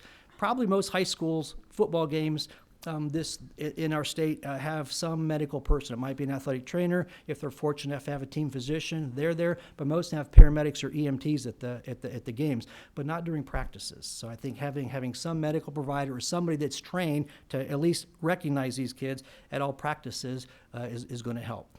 That's not just high school, but it includes middle schools as well as all club sports. And the clubs, we've said them before, soccer, gymnastics, cheerleading, and even youth football, where they're not affiliated with a school yet. Having trained personnel present to recognize these kids and triage them appropriately is extremely important. Recognize injury when it occurs, I give it a C-. I think we get an A+ for schools that are fortunate enough to have athletic trainers or team doctors present, but like I said, most of them do not, so that's what brings the grade down. I think we can improve this by certifying parents. Again, you don't need to go to medical school or don't need to go to athletic trainer school. You can just be a parent that's trained. I can probably train most people in this building in a half of a day on how to at least recognize and triage properly a child that gets concussed in an athletic venue. Implement the buddy system. What that means is each kid on a team has a responsibility for looking out for their buddy. So the coach doesn't have the ability to see every kid after every play, game, or practice, but if they have a buddy that can kind of check on them, that will certainly go a long ways if the kid does come up with the subtle signs of a concussion. We need to continue to encourage self-reporting through education. One of the main reasons for underreporting is that the high school kids, either number one, they're not educated, they don't realize the symptoms that they just felt was an actual concussion, or they are educated and they know that if they say something, they're going to be held out. So underreporting for those two reasons is still a big problem, especially amongst the high school football players. So continuing to educate them and reinforce to them this is important. If you notice these symptoms, you got to let somebody know. Otherwise, this could be the consequence. And then I think a hot topic that's fairly new is, should officials be able to recognize a concussion? For example, if the referee who's on the field with those kids, if he sees a kid gets up kind of slow, if the kid just kind of has a funny look, is the official responsible to let the coach know and have him take a look at the kid? If that's the case, well, then the official sends the kid to the sideline. The coach says, yeah, he seems okay, sends him back in. Now, can that referee, does he or she have the ability to say, no, that kid's out, he has signs and symptoms, at least suggestive of a head injury, the law says no more same-day return to play. So can the official or the referee in that venue make that call? What about a parent? I think there's two states, Texas being one of them, I believe, that the parent has ability to pull his or her kid out of the game and not let him go back. What about the opposing coach? And you can see how that can become a problem. You know, the quarterback gets tackled on the opponent's sideline. The coach is out. Referee, he got up. He looked kind of foggy. He's out. You can see where that can become a problem. But if you recognize one kid through one of those ways that otherwise would get missed, is it worth it? Then immediate acute management. So this kind of goes along with recognition on the field. When you have the child in front of you and you're the designated healthcare provider on the field, what do? Can you observe them, or do they need to go to the emergency room now? If a concussion is suspected based on the law, there's no more same-day return to play. You can't watch them for 15 minutes and say they're okay, go back and play. That's what we did in the olden days. If adequate trained personnel are available, then you can watch the kids closely. If they don't have adequate personnel, then they need to be transferred for a healthcare facility. And this is the list that's published all over the place. These are the things to look for that would require urgent or immediate referral to a healthcare facility. Immediate management, I gave a B. I think we're doing pretty well. Once the kids get recognized on the field, I think we manage them pretty well. We might overmanage them a little bit, which means we might send kids to the emergency room that probably could be observed, but that's the call on the field with the healthcare provider, whether it's a parent, a coach, athletic trainer, team doctor. That's pretty much their call. Subacute management, I think they need to follow up with the trained healthcare provider. So this is once we've determined they don't need to go to the hospital, or they do, how do we follow them up? Within the next 2 to 3 days, they need to be evaluated by an appropriate healthcare provider. What will happen at that visit, they'll confirm the diagnosis that it was indeed a concussion, and they'll discuss return to learn, which is return to school, and return to play plan, and then appropriate documentation for the school. So this is where a lot of the time comes in managing these kids in the office. You have to have a letter goes to the school, there's phone calls to the nurse, guidance counselor, there's got to be an academic recovery plan, they have to identify the liaison or the case manager, he or she needs to be involved, et cetera. So there's a lot of behind the scenes, non-billable work that goes in with managing these concussions. I gave a grade of C for that. And the main reason is there's not availability. We don't have access to the appropriate healthcare providers that are willing to see these kids with concussions for various reasons that we talked about. So I think we need to increase the availability of trained healthcare providers. Pediatricians, we've talked about that through the toolkit. Physician assistants and nurse practitioners, the law says as long as they're operating, as long as they're practicing under a licensed physician, it is okay. They are trained, qualified professionals in concussions. I think this would be a great place for telemedicine. For the rural counties of Georgia that might have pediatricians but might have a lot of questions about what to do with this kid, having a telemedicine linked up to a comprehensive concussion center, I think can go a long ways in increasing the comfort level for the healthcare providers in rural Georgia. And the return to learn. This is getting the kids back in school. I tell the parents there's 2 arms of concussion management. There's return to school and return to your athletic sport. And of course they parallel each other with return to learn taking top priority. Every now and then the kid wants to come home from school at lunchtime, take a 4-hour nap because they don't feel good, so they can go to football practice after school. And we tell them, nah, it doesn't work that way. Return to school has to be top priority. And the school personnel need to know that because they're the ones that implement and reinforce this. We have to make sure that the schools realize this isn't a one-size-fits-all. Not everybody's the same. You can't turn to page 14 in the manual and say, do this, do this, do this, the next day do this. Everybody's response to head injuries is different. So it's important that the school have personnel that can modify the behavior, modify the adjustments for these kids, not just day to day, but period to period. The child might feel pretty good. Halfway through math class, they don't feel good. There needs to be a policy in place where the kid looks at the teacher, nods his head, the teacher nods her or his head, and then they go to the school nurse and rest and recharge their battery for 30 minutes. They'll probably feel a lot better, and then they can attend school. So the global picture of this is to make kids' life in school, at home, and on the football field as normal as possible without making their symptoms worse. So we don't want to send kids home, lock them up in a dark room, throw away the key till they feel better. Research shows that actually makes them worse. So we got to get these kids back in school quickly, even though they're still symptomatic, but have a whole list of accommodations provided by the school personnel so we can keep them in school. Therefore, it takes time and work to set all this up. You need a case manager at school. Somebody needs to be identified as the liaison that can sort of spearhead this return to learn program, and you're constantly in communication with the healthcare provider who's sort of quarterbacking the entire process.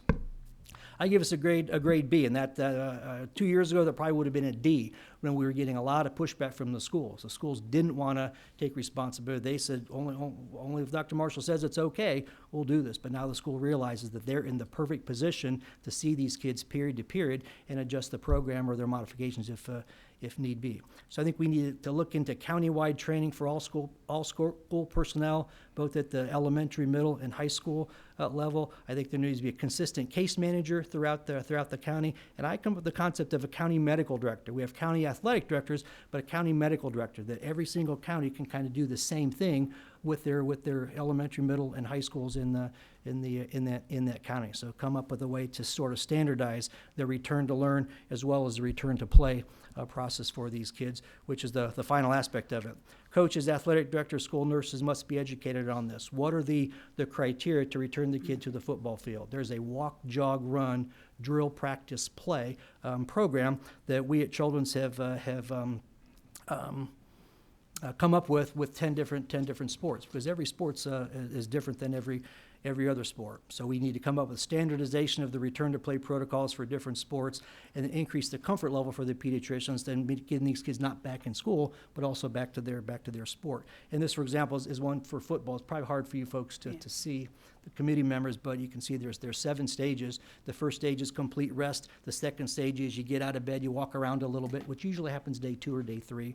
The third stage is you get a little sweat on your brow, get your heart rate up, do some light jogging. 4 stages, you do some position-specific drills with equipment on but no contact. 5th stage is position drills with light contact. 6th stage is full contact. And stage 7 is return to play. So they're going to go through that functional progression while they're also progressing in school as we continue to lift accommodations as their symptoms resolve. So again, athletic trainers, school nurses, coaches, somebody needs to be involved in managing this every single day when the kids attend practice. And this is the return to play guidelines that we've developed at Children's for the different or the 10 specific sports that we have. And then the final clearance, the last criteria, or the thing that has to happen for kids to get returned to play is 3 criteria are required. 1, they have to be symptom-free with academic modifications. Number 2, they have to remain symptom-free after all accommodations have been lifted. Number 3, they have to complete stage 6 of return to play for their respective sport, which is a full workout. And they also have to pass some type of a neuropsychological test, whether it's the impact test, whether it's the SCAT-3, computer-based, pencil paper. There's many different tools out there for pediatricians to use in the office that you can just download on the web. So those are the 3 criteria that need to be satisfied for kids any age, any sport, anywhere in the state to be cleared to play. And we can improve this by having a standardized clearance, try to get pediatricians and healthcare providers to use the same tests or just a couple different tests rather than having it be very, very sporadic. And then we continue to research for evidence-based proven methods to test these kids to return them to play. Thank you. Thank you very much. Yes, ma'am. You're not from the South, are you? No, ma'am, I'm from Northeast Ohio. So I thought maybe Jason told you to hurry. He did tell me there. It's his fault I talk so fast. So, so much of what you've been saying was an excellent presentation, you. but so much of this seems to be beyond something that we can legislate. Is Children's going to become a center of excellence for concussions or a comprehensive concussion center? I think we've already become a center of excellence. You know, there's like I said, there's programs all over the state to look to see what we're doing. The problem is they don't have the same resources that we do. Now, we can have the comprehensive concussion center because we have neuropsychologists, neurologists, neurosurgeons, sports medicine doctors for boys, sports medicine doctors for girls, et cetera. But in Moultrie County, Georgia, they don't have access to that. So I think we already are the center of excellence, but we don't have the center yet. But Well, we're it working seems on it. like to me that, Margie, that the Medical College of Georgia and Augusta at their Children's Center and CHOA, you seem to be the 2 areas that specialize in young people, that a lot of this needs to go back for y'all to have outreach to the areas that don't, either through telemedicine or working with the different pediatric groups.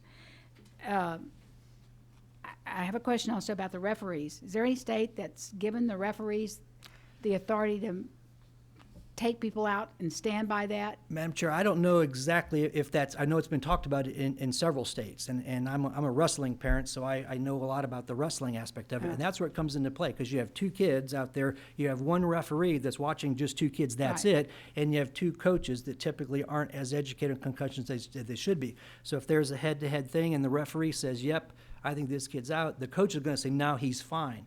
So in the middle school wrestling world, there are Got it. referees that will say, I'm the doc on the mat, it's my call. But whether Right. that's actually been in legislation, I don't know. I'd like to see it, though, because somebody needs to have a clear head. No pun intended, I guess. Well, and in comparison to other states, I know we had a lot of trouble getting anything through. I know. It took us more than 1 year, I think a couple or 3 years to get anything through. I mean, how far behind are we? You give us a C on a lot of things that's going on.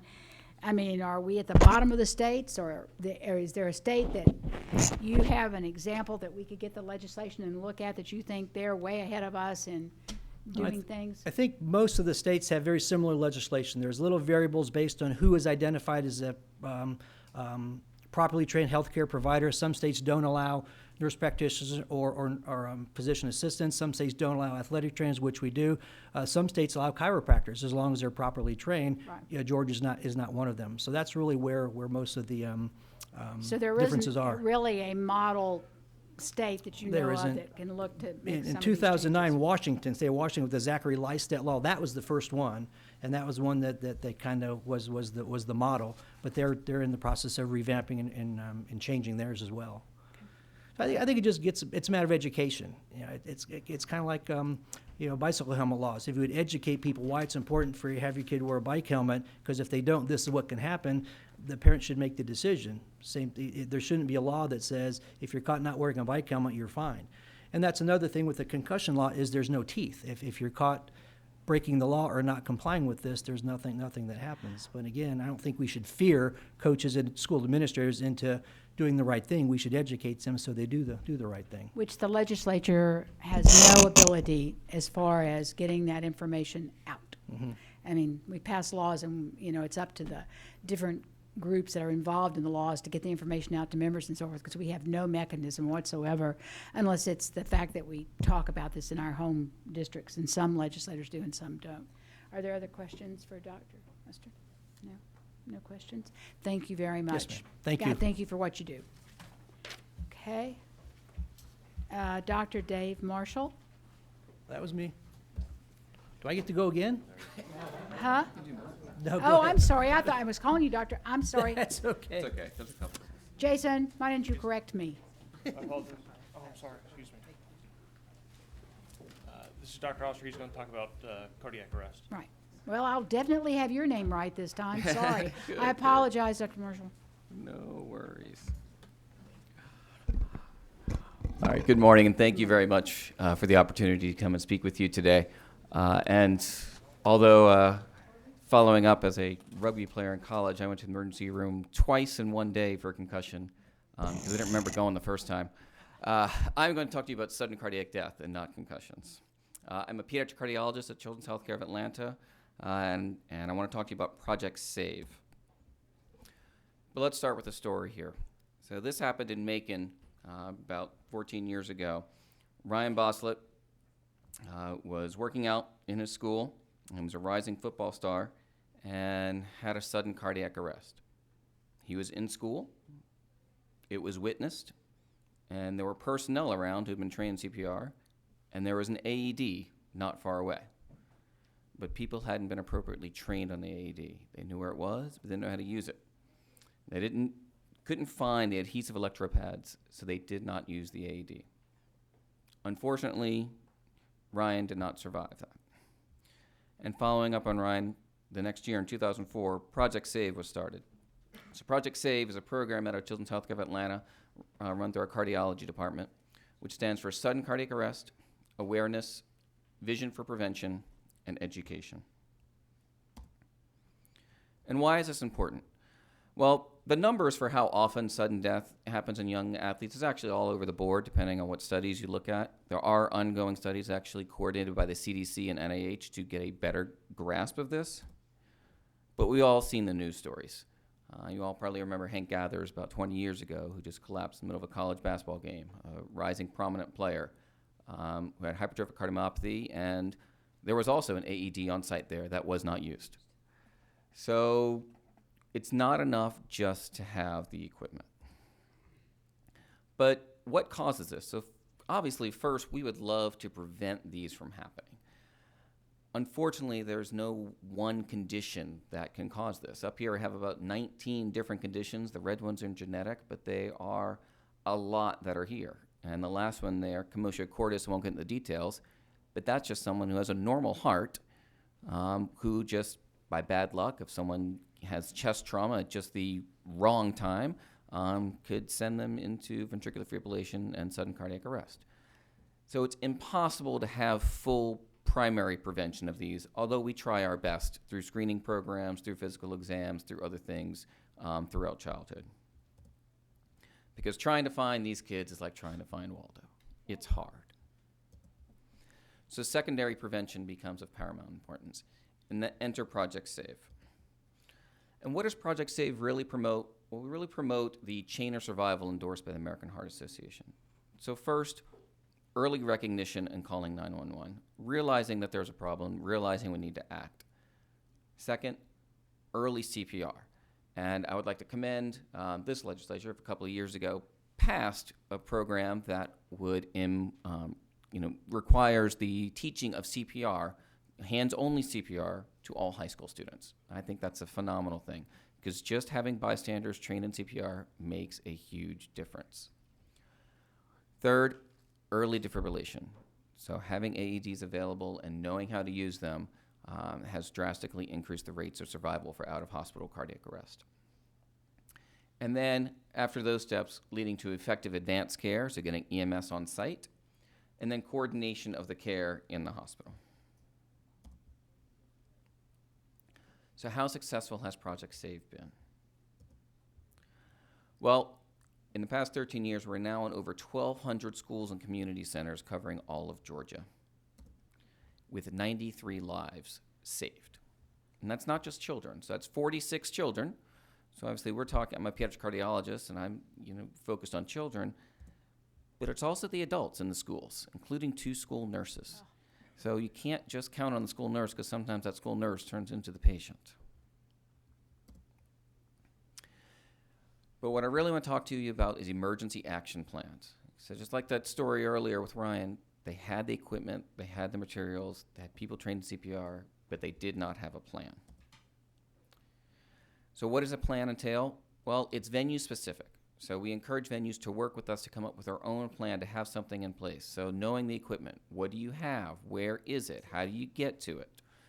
Knowing your buildings. If something happens in this far remote part of the school, what is the fastest way to get there from the AED to that person and going back? Knowing EMS access points. If someone's going to call EMS, how are they going to get in easily to the school? How are you going to give appropriate instructions?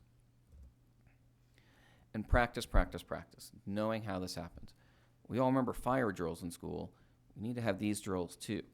We assign, in drills including assigning tasks, bringing the AED to the emergency, emphasizing early CPR, and debriefing. We recommend to schools that they do one that's announced, that people can prepare ahead of time for it, review in their minds what they need to do, and then shortly thereafter do an unannounced drill to really hone in those skills. And emergency action plans, though, can make a difference. We need to have those in place. And Tennessee, since you asked earlier about other legislation, so Tennessee just last year did include in their legislation a call for schools to implement emergency action plans. And it's simple. It doesn't ask them to do a lot. It's not asking them to go buy new stuff. It's just saying, if you have those AEDs there, which we encourage you to have, give training for it. Do practice drills. Make sure people know how to use it. Be prepared. And then have those annual drills, as I talked about, similar to the fire drill. So in summary, this isn't rocket science. It's pretty simple stuff that we're talking about that we want just bystanders in schools and people to learn how to use. You just need to have the motivation and the practice to do it. Secondary prevention can make a difference. CPR and AEDs work, all right? And emergency action plans, which are venue specific, so we can't give you a simple plan that's going to be universal to every place, but we'll work with schools to come up with a plan, and have practice drills can have a big impact, okay? And these, are breaking down barriers to access to adequate health care, all right? In different places of Georgia, different schools have different ease to the hospitals, but everyone can have something at their own location if you have the AED and you have people prepared. Project SAVE is an excellent community resource, and I would just like to close with one story. So while Ryan, unfortunately was not able to succeed, just a couple of years ago, though, in Loganville Christian Academy, they practice drills 4 times a year. They've been a Project SAVE member since 2006. And I'm sure they were wondering, why we got to do this, why we got to do this. Well, they had a great save of a volleyball player during an athletic competition. And we see that is a very common story that we're seeing more and more now because we're trying to promote these plans in schools. Thank you very much for your time. Thank you very much for giving us a morning away from patients. Did you say that we're in 1,200 schools now? 1,200 schools and community centers throughout Georgia. Okay. And they're using and practicing SAVE? Yes. So we work with them and have meetings and opportunities with them. But yes, they're part of Project SAVE. And other places can get the AEDs on their own. We're not part of our formal program. Do we have defibrillators in every school now? I don't know if we have them in every school, no. No, the Georgia law says all schools with interscholastic sports, and we think we're down to about 300 schools, primarily elementary schools, that do not have them. Okay. Yes. And so that would be a recommendation for... Yes, if only, if even not for the kids, because I've sadly taking care of many 7 and 8-year-olds who also have sudden cardiac arrest. It's not just in sport activities, but then you also have to think of the teachers and the school nurses in those schools too. That have that. So, and do you work just like, Dr. Marshall, do you work with the School Nursing Association at their meetings or? Yes, we have outreach through many partners throughout Georgia. So, questions from the committee? I'd like to think, I'm proud that we have in 1,200 schools that we seem to be doing something right. Dr. Graham? So I just had a quick question because Yes. I'm not sure about the regulations at school or sporting events, but most AEDs are kept in a central location. For those that are required to have it, that have interscholastic sports, does the AED get transported to the field? Because if it's in a building, it's usually far away from a field. So is that a I'm not sure if that's a requirement? requirement or regulation. It is No. not, okay. And you have a video that's a couple of minutes? Do we want to show the video? Do you have time to show it? 2 minutes? Okay. Is that what it is, about 2 minutes? So this is the story, but I think this does show power. So on the opposite side of the net, kind of in the middle left, keep your eye there. And this is the story of the volleyball game that I mentioned. The play is starting, get to there.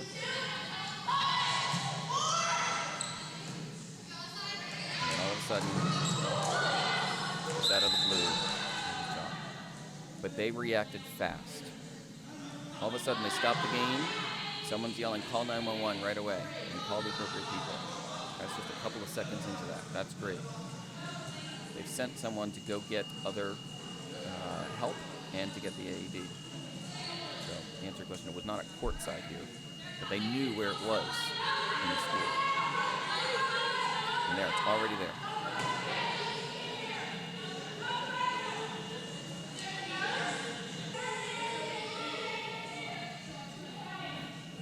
Finished their assessment and they're starting CPR.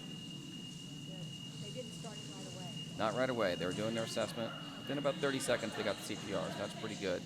And now they've got the pads on, and they are letting the machine does all the work here. The machine's analyzing rhythm. The machine's telling you when to shock. So you cannot give an inappropriate shock with a defibrillator.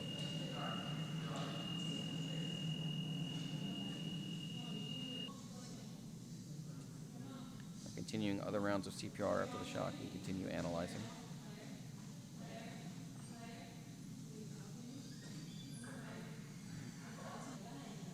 Now she has return of her consciousness. She had woken up, and then EMS arrives, and they're given appropriate transfer of care here.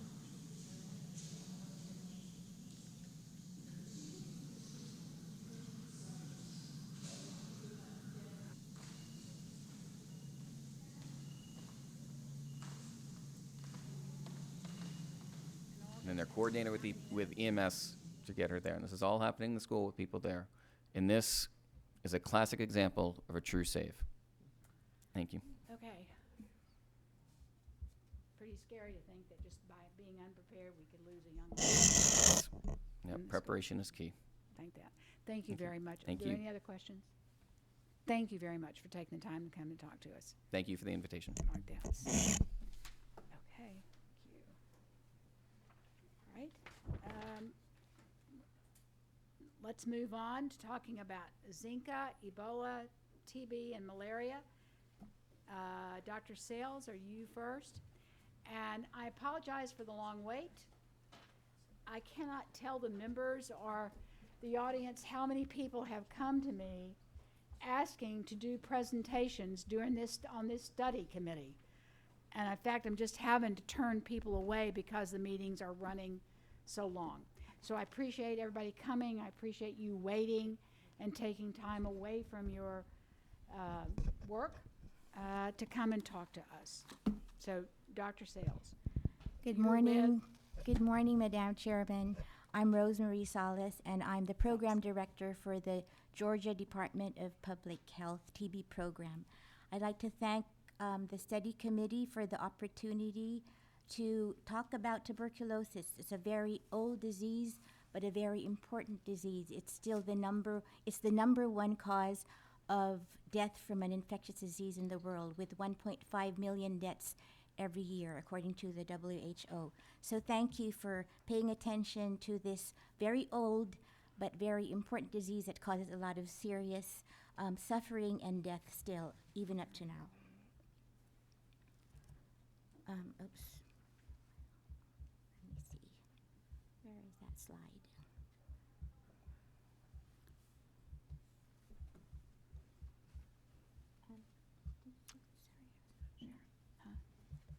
Oh, there it is.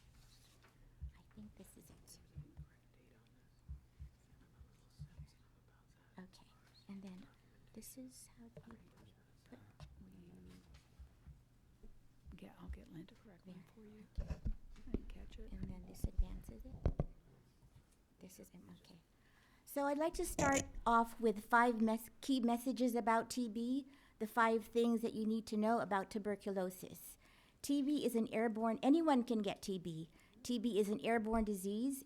Anyone can get TB by breathing in the germs coughed up or expelled into the air by a person with tuberculosis. Number 2, TB is not a disease of the past. CDC estimates that there are 13 million individuals in the United States with latent TB infection, or LTBI for short. And persons with LTBI don't have symptoms and are not infectious, but they can develop active TB if their infection is not treated. Number 3, TB can happen anywhere. Every state in the United States reports a case of TB. Every health district in Georgia reports TB cases every year.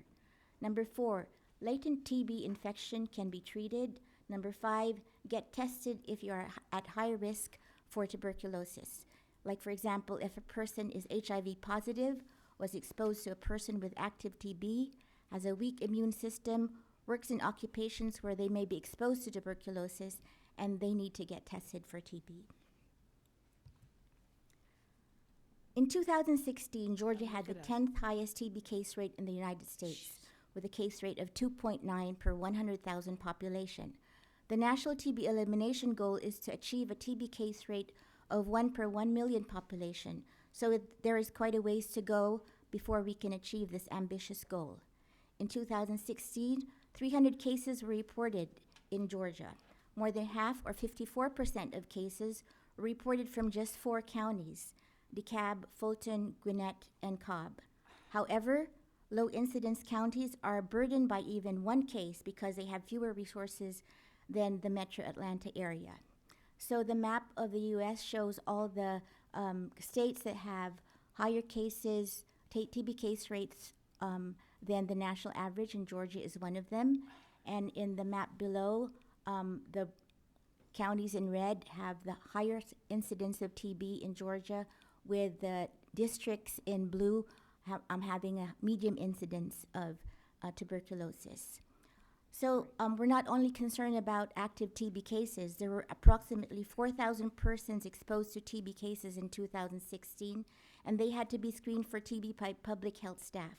25% of persons exposed to an infectious disease case developed latent TB infection. That's 1,000. The message of this graph is that Georgia TB case rates have been historically higher than the national U.S. TB case rate, but that difference has been narrowing. In the late 1980s and early 1990s, coinciding with the start of the HIV epidemic, there was a resurgence of tuberculosis in Georgia, just as there was nationally. CDC started funding states with dedicated resources for tuberculosis programs to augment state funding, and due to program interventions, which I will mention later, the number of TB cases have decreased by 67% since the peak of that resurgence. The mission of the TB program is threefold: to control TB transmission in the population, prevent illness from TB, and ensure that all TB patients complete their TB treatment. To support this mission, the Georgia TB program has these 3 main strategies: to identify early any case of TB and treat persons with active TB, to locate, evaluate, and treat their contacts, and to screen high-risk populations. In order to accomplish these strategies, these are the activities that the TB program does. Medical consultation. At the state level, we have 2 infectious disease consultants from the Emory School of Medicine with expertise in both TB and HIV, under contract with the Georgia Department of Health. They conduct regular case reviews with all health districts and are on call 24/7 to answer any questions about TB. Every district has either an on-site TB physician, especially in the metro areas, or a contract physician in the rural areas. Nurse case management. Every health district has a district TB coordinator who is a nurse, and every county health department has a designated TB nurse to provide case management. In more rural areas, this nurse may wear many hats and not just be the TB nurse. County health departments perform TB screening for exposed contacts and in high-risk persons. This can be done by PPD tests, which is a test from the early 1800s. But now in the 21st century, we have more sophisticated tests called the interferon gamma release assays, which are blood tests and are much faster in determining whether a person has TB infection. TB drugs are provided free of charge to our TB patients at a discounted rate through the federal HRSA 340B program. State TB nurse consultants provide TB education and training for both public and private health providers. The DPH-TB webpage has a calendar of scheduled trainings throughout the year where people can register online for these trainings. They also conduct on-site trainings if requested. Let me see. In 1994, TB treatment by directly observed therapy, or DOT for short, became the standard of care for TB patients treated by public health departments. So as you can see in that arrow, when DOT just became the standard of care, only 49% of persons were provided treatment by DOT, and our treatment completion rate was only at 65%. But as you can see, with the rising of directly observed therapy as the standard of care, there was a consequent increase in the TB completion of our TB patients. So TB patients have monthly checkups so case managers can determine if the patient is clinically improving and monitor adverse reactions to drugs. So I think I skipped one. This is a slide I want to talk about when it concerns TB treatment by directly observed therapy. Why do we do DOT? DOT is important because it ensures adherence. The case manager can monitor more closely side effects, and because it ensures adherence and treatment completion, it prevents drug resistance. And the case manager also has to do monthly monitoring of a case in order to know whether the person is clinically improving and to see if there's drug toxicity occurring, especially since some of these drugs are toxic to the liver, and every month a TB patient has to have liver function tests. Our patients have very many challenges. For example, if there are homeless TB patients, we provide housing and food through a contract with the American Lung Association, and ALA provides temporary housing from start of treatment until completion of treatment so that homeless patients don't get lost, and they know where to find them to provide DOT, and they don't go back to homeless shelters where they can transmit TB further. Infectious TB patients cannot go back to work because they could transmit disease in the place of work. So they are not medically cleared to work until they have sputum smears that are negative consecutively 3 times, and they have at least taken at least 2 weeks treatment of TB medication. So during that period where they can't go back to work, it's very financially difficult for their families, because if it's the person who's the primary breadwinner, they can't pay rent, they can't pay their utilities, they can't support their families. So ALA through this contract also provides temporary financial assistance. Since TB is a reportable disease, we maintain a TB electronic surveillance system that is web-based. We develop program policies and procedures, and we provide funds to the health districts for their own personnel and services through a funding formula that simulates what CDC does in order to distribute their funds to the 50 states. So it's a weighted funding calculation based on morbidity. So our county health departments, as I mentioned, conduct contact investigation and targeted screening. So one of the things that we do is investigate outbreaks of TB across the state. And there was one very important outbreak that occurred in 2008 that garnered a lot of media attention. It was the isoniazid-resistant homeless outbreak among homeless persons in Atlanta shelters, homeless shelters. Isoniazid is one of the most important drug for tuberculosis. It's one of the most effective. So it is one step away if you are isoniazid resistant to MDR TB or multi-drug resistant TB, which as defined is resistance to at least isoniazid and another drug called rifampin. So in 2008, as you can see in this graph, there were 7 cases reported from just one shelter in Atlanta. And we thought it was decreasing and waning and under control in 2013. Then in 2014, something happened in Atlanta. There was a big storm, a winter storm, and all the shelters were full, and people could not leave the shelters because of icing on the street, and it was just too cold for them to go out. So in that year alone, there were 43 cases from that outbreak, and it was just not reported in just one homeless shelter. The cases were reported from 6 homeless shelters this time in 2014. That was a huge increase. That was a more than 200% increase from the year before. But CDC, the state, and the county health department, Fulton County Health Department, poured resources into this outbreak response. And as you can see, in 2016, there were only 10 cases reported. And in this year, as of September, there are only 3 cases reported from this outbreak. So the outbreak is under control. It looks like it's getting under control. There was a TB task force that was organized, composed of all the shelter administrators in Atlanta, and the state, and Emory experts, and a federally qualified health center called St. Joseph's Mercy Care that is actually mandated to take care of homeless persons. And through this TB task force, we were able to, together in collaboration with the shelters, come up with guidelines and administrative practices to control the TB and screen for TB in the shelters.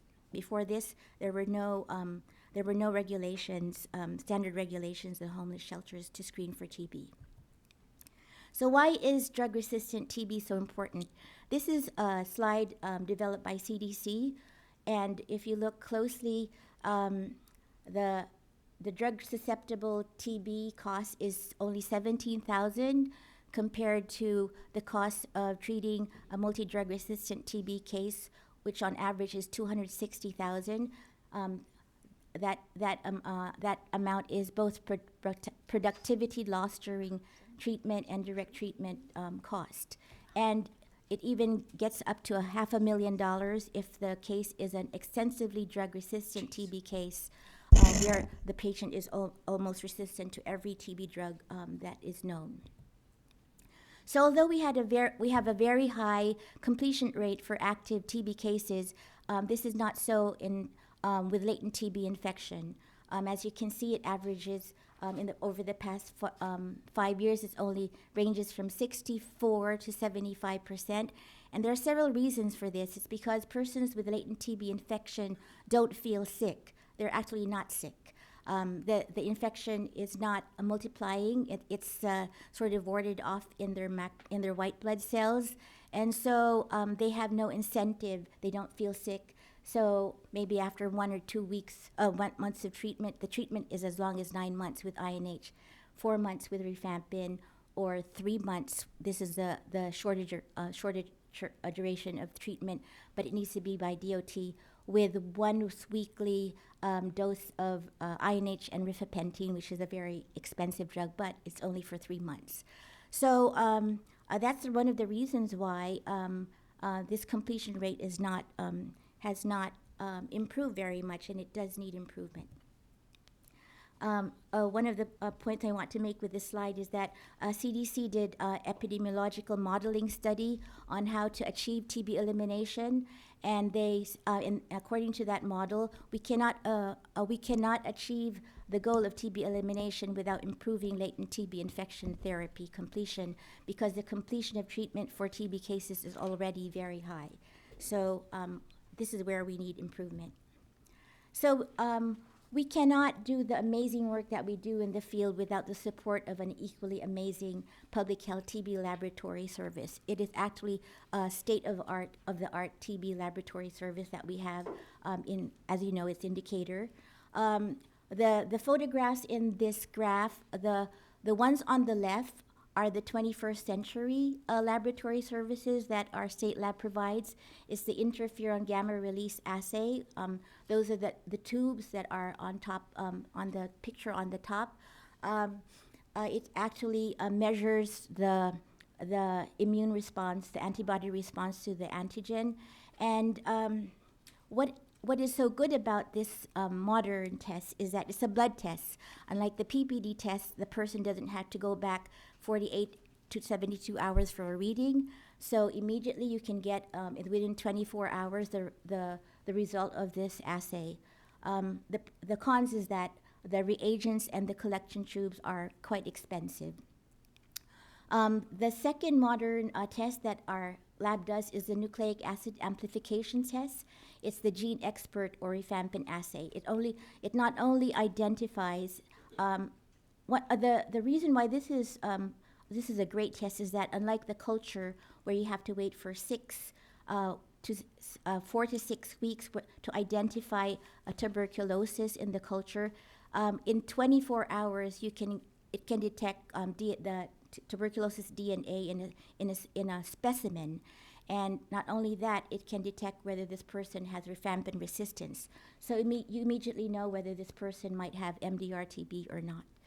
And the three other tests are the ones that are very, we've been had for ages. The acid-fast bacillus smear on the top. You can see those bacilli that are rod-like, that's a TB germ.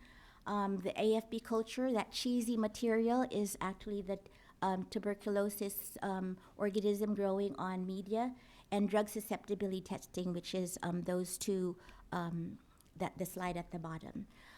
The public health lab not only does these, they also process our specimens and sends it to a Michigan lab for genotyping, so we know whether specimens have the same strain and which are suggestive of person-to-person transmission.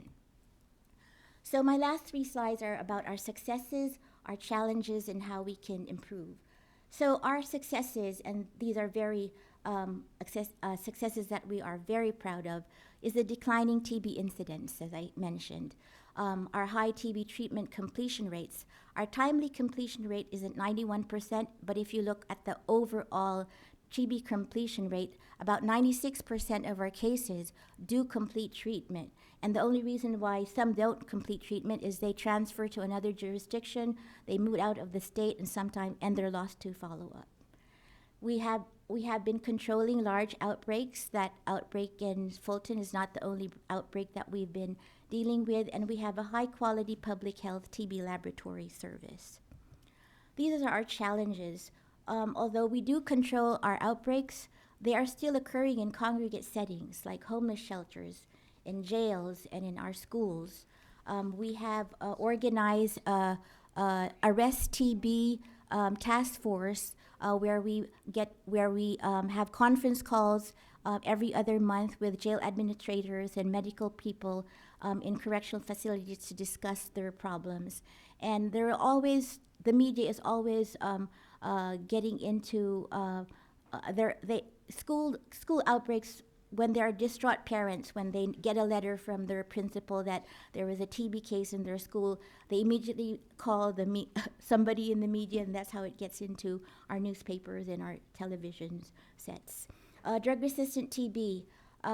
This is a problem because the drugs that are needed to treat drug-resistant TB are a lot more expensive, a lot more toxic, and a lot less effective than for drug-susceptible TB.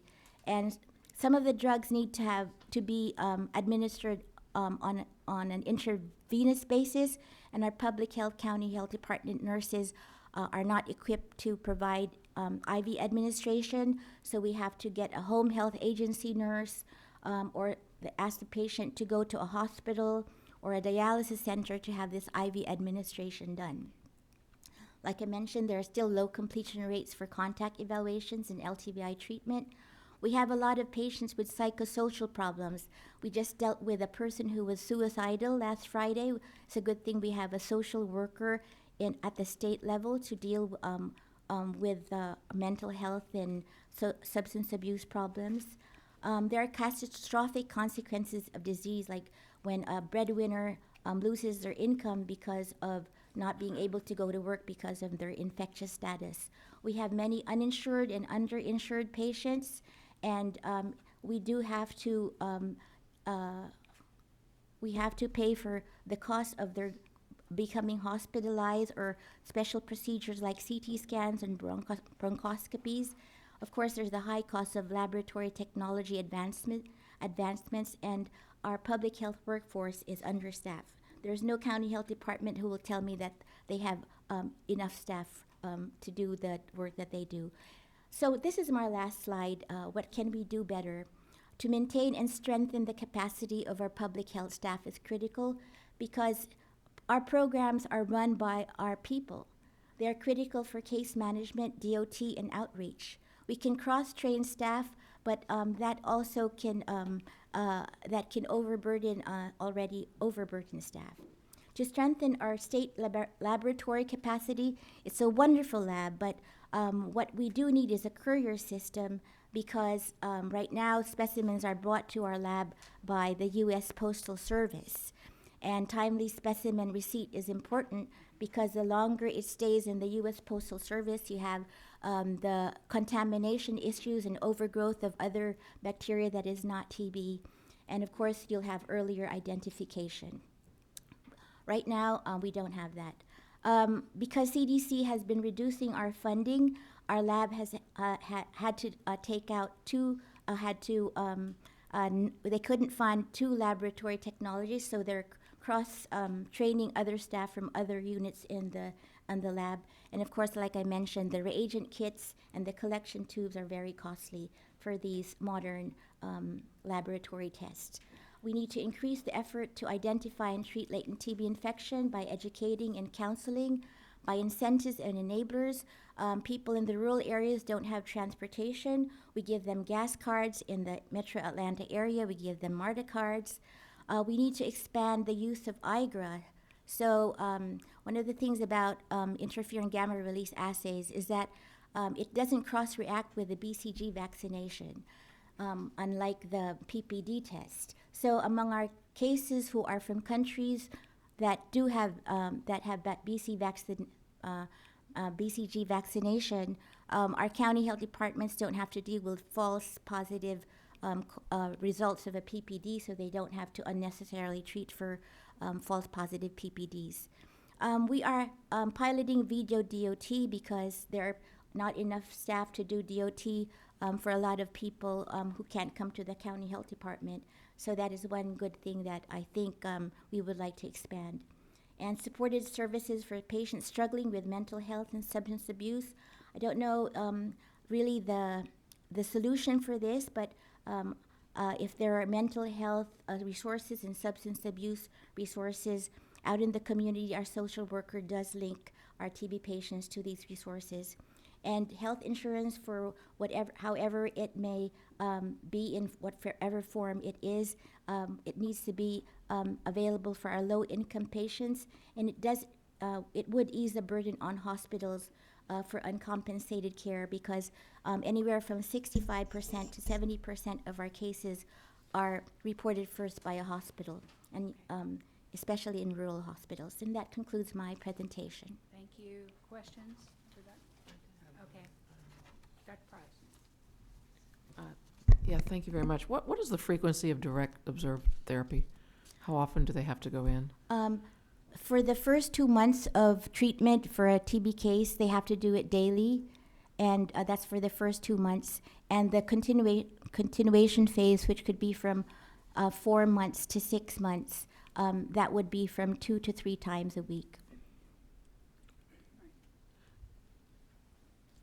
Of course, for drug-resistant TB, that treatment regimen can go as long as 2 years. And we require counties to have a TB nurse, each county in the state?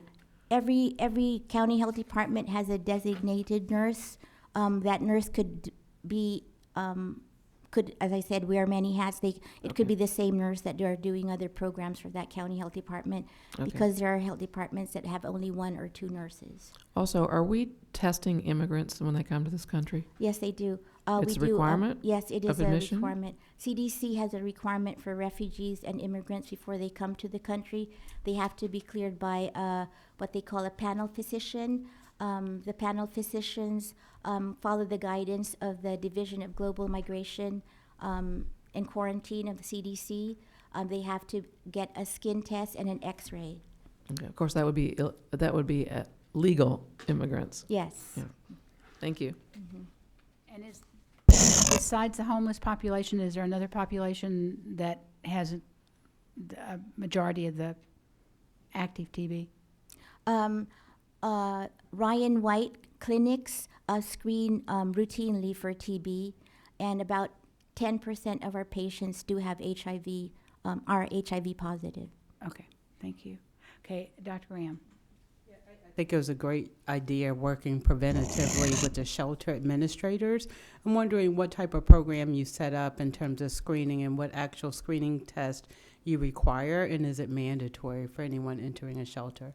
Thank you for that question. It is now it is mandatory Yes. for the shelters in Atlanta that they have to have a medical clearance card from the Fulton County Health Department or Mercy Care before they can get into a shelter, an overnight shelter.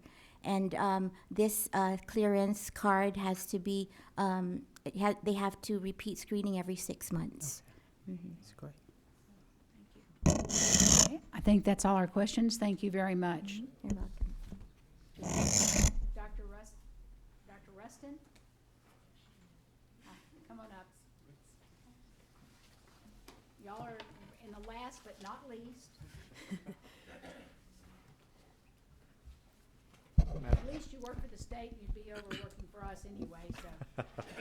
Madam Stick with me, I'm sorry, we're running so late. Madam Chair, if it pleases the committee, I'm going to let Dr. Drenzik go first because my presentation builds off hers. Okay. She's going to start with the medical side, and I'm going to pick up on the environmental side. Okay. Thank you.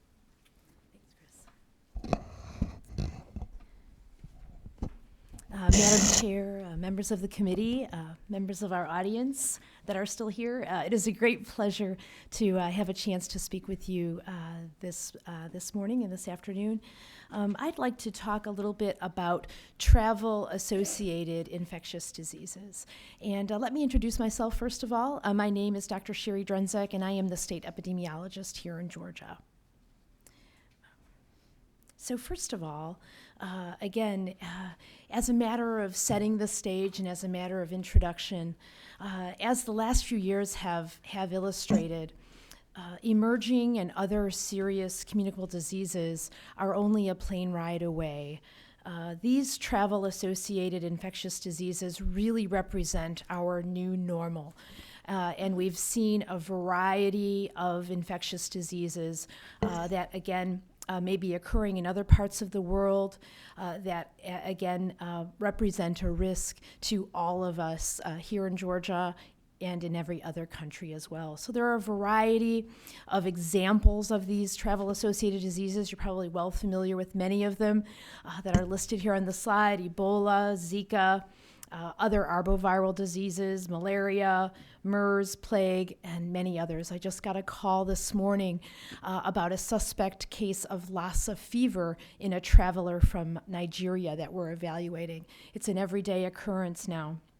So no matter what the disease is, even if it's one that we're not very familiar with, that we haven't had an opportunity to learn much about or deal with here in Georgia, no matter what the agent, really the success of any disease prevention or containment really is founded upon tools and tried and true things that we do every day, which is epidemiology and surveillance. And what I mean by that is that every one of these diseases has a pattern.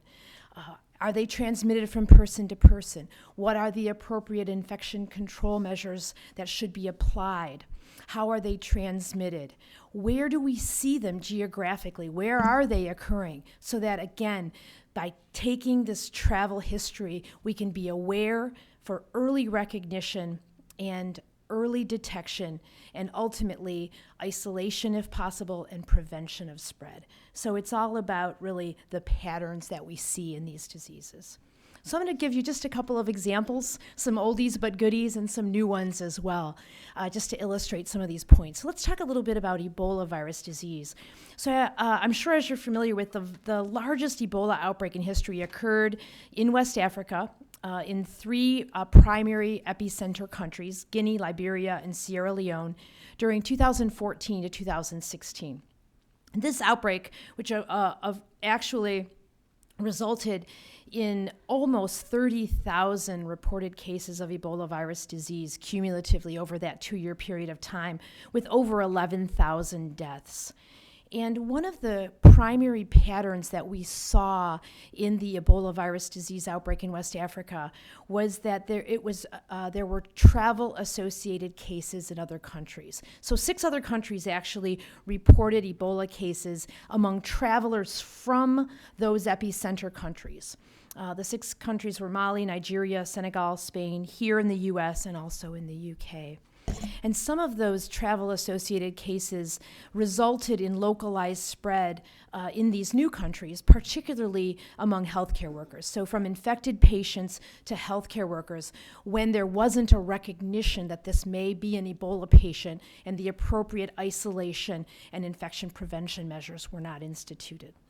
So the World Health Organization actually declared this the largest Ebola outbreak ever to be over in June of 2016. But they actually had declared it over a couple of times prior to that. And as you see on the slide, there were 7 different flare-ups, again, in this Ebola outbreak, primarily, kind of well after the fact, primarily due to the persistence of Ebola virus in semen and the advent of sexual transmission, perhaps, of Ebola virus that caused these flare-ups again. So how did that West African Ebola outbreak impact us here in Georgia? Well, actually, again, taking into account those epidemiologic or epi-patterns that I spoke about, the patterns that we saw were travel-associated cases and healthcare-associated transmission. Again, this person-to-person spread from infected patients potentially to healthcare workers. So when we designed our surveillance and response strategy here in Georgia to Ebola, we wanted to keep that in mind and design our strategy around that. So that guided what we decided to do. So again, what we decided to do here in Georgia was following the exit and entry screening of travelers from West Africa, which was conducted in West Africa and then here federally at designated airports once they arrived here in Georgia. We decided that the most important thing we need to do is that for every traveler from West Africa, we need to conduct active monitoring of them for symptoms throughout the incubation period. So every traveler from West Africa during this outbreak that came to Georgia was identified, and we monitored their health for symptoms for 21 days. And actually that is to be able to detect symptoms early so that we could appropriately and safely either transport them via a trained EMS network or have them evaluated safely by trained hospitals as well. And that is to prevent them from, again, just kind of walking into a healthcare facility, having the healthcare facility not recognize or realize this could be an Ebola patient and potentially result in spread. So this network that we designed here in Georgia of EMS providers and also hospitals to safely evaluate and transport potential Ebola patients still exists to this day. We call it our Serious Communicable Disease or Infectious Disease Network, and really is a model around the country for how to deal with not only Ebola, but other serious communicable diseases as well. These designated hospitals around the state again, are very well connected. They meet quarterly and discuss whether and how they would respond to other communicable diseases as well. So how did we actually conduct monitoring of all of these travelers from West Africa? During the outbreak, we actually conducted monitoring for over 3,000 people during this time. So how did we do it? We actually set up an electronic system as a module of our usual notifiable disease system as well. It's a secure website that the travelers would log into, log into, and they were required to report their health status or whether they had a fever or whether they had any symptoms every single day. And that alerted us if somebody had symptoms. A medical epidemiologist called them immediately, discussed their symptoms with them, and arranged for them to be cared for or transported if needed, if symptoms warranted or looked like it might be Ebola. So this system allowed us to be able to manage with just several epidemiologists these thousands of people. We got about, in the height of the outbreak, we got about 130 people a day arriving here in Georgia from West Africa. And the vast majority of those individuals actually were CDC employees that were deployed to West Africa and returned here as well. Our electronic monitoring system is actually considered a model for the nation. It was written up in the CDC MMWR in April of 2015. And we've actually used this module, not just for Ebola monitoring, but we still use it to this day. We modified it to look at Zika testing as well, and we actually still monitor in individuals that work with Ebola virus here in Georgia. There are some research laboratories in our universities, and we actually monitor those individuals as well. So we use this system essentially for dual purpose as well. So we're talking about Ebola from 2 years ago. Should we still worry about it now? We should always at least have it in our mind. There was an Ebola outbreak that occurred in the Congo this past summer. We didn't hear a whole lot about it. It was a pretty small outbreak. There were really only 8 cases total, but there were a variety of contacts. It was in a remote area in northeastern Congo. But the response to this outbreak was very fast, very decisive, and really didn't result in any spread. But it really just goes to highlight and underscore for us, it's really important to be vigilant about the epidemiology of Ebola outbreaks. Where are they occurring around the world? And this travel history is very key, that we promote this for healthcare providers to be able to ask about individuals' travel. That is the key to early recognition, isolation, and prevention of spread. My second example will be Zika. This is, again, this travel-associated disease is transmitted in a different way, but again, the epidemiology of Zika is really the thing that guides our strategy for prevention and control. So it's hard to believe that it's actually almost been 2 years ago that the mosquito-borne Zika virus was beginning to reveal itself as a threat to pregnant women and their unborn babies. This was really an unprecedented outbreak. In this particular outbreak, there were really 2 significant firsts that we've never seen before in infectious disease epidemiology. It was the first ever mosquito-borne cause of serious birth defects like microcephaly, other brain defects, and other poor pregnancy outcomes. First time ever that a mosquito could cause that. And it also was the first mosquito-borne STD, or sexually transmitted disease, as well. So a very unique outbreak. And that, again, what I just mentioned, this represents its epidemiologic pattern mostly. And so even though Zika, right now, we hear less and less about it.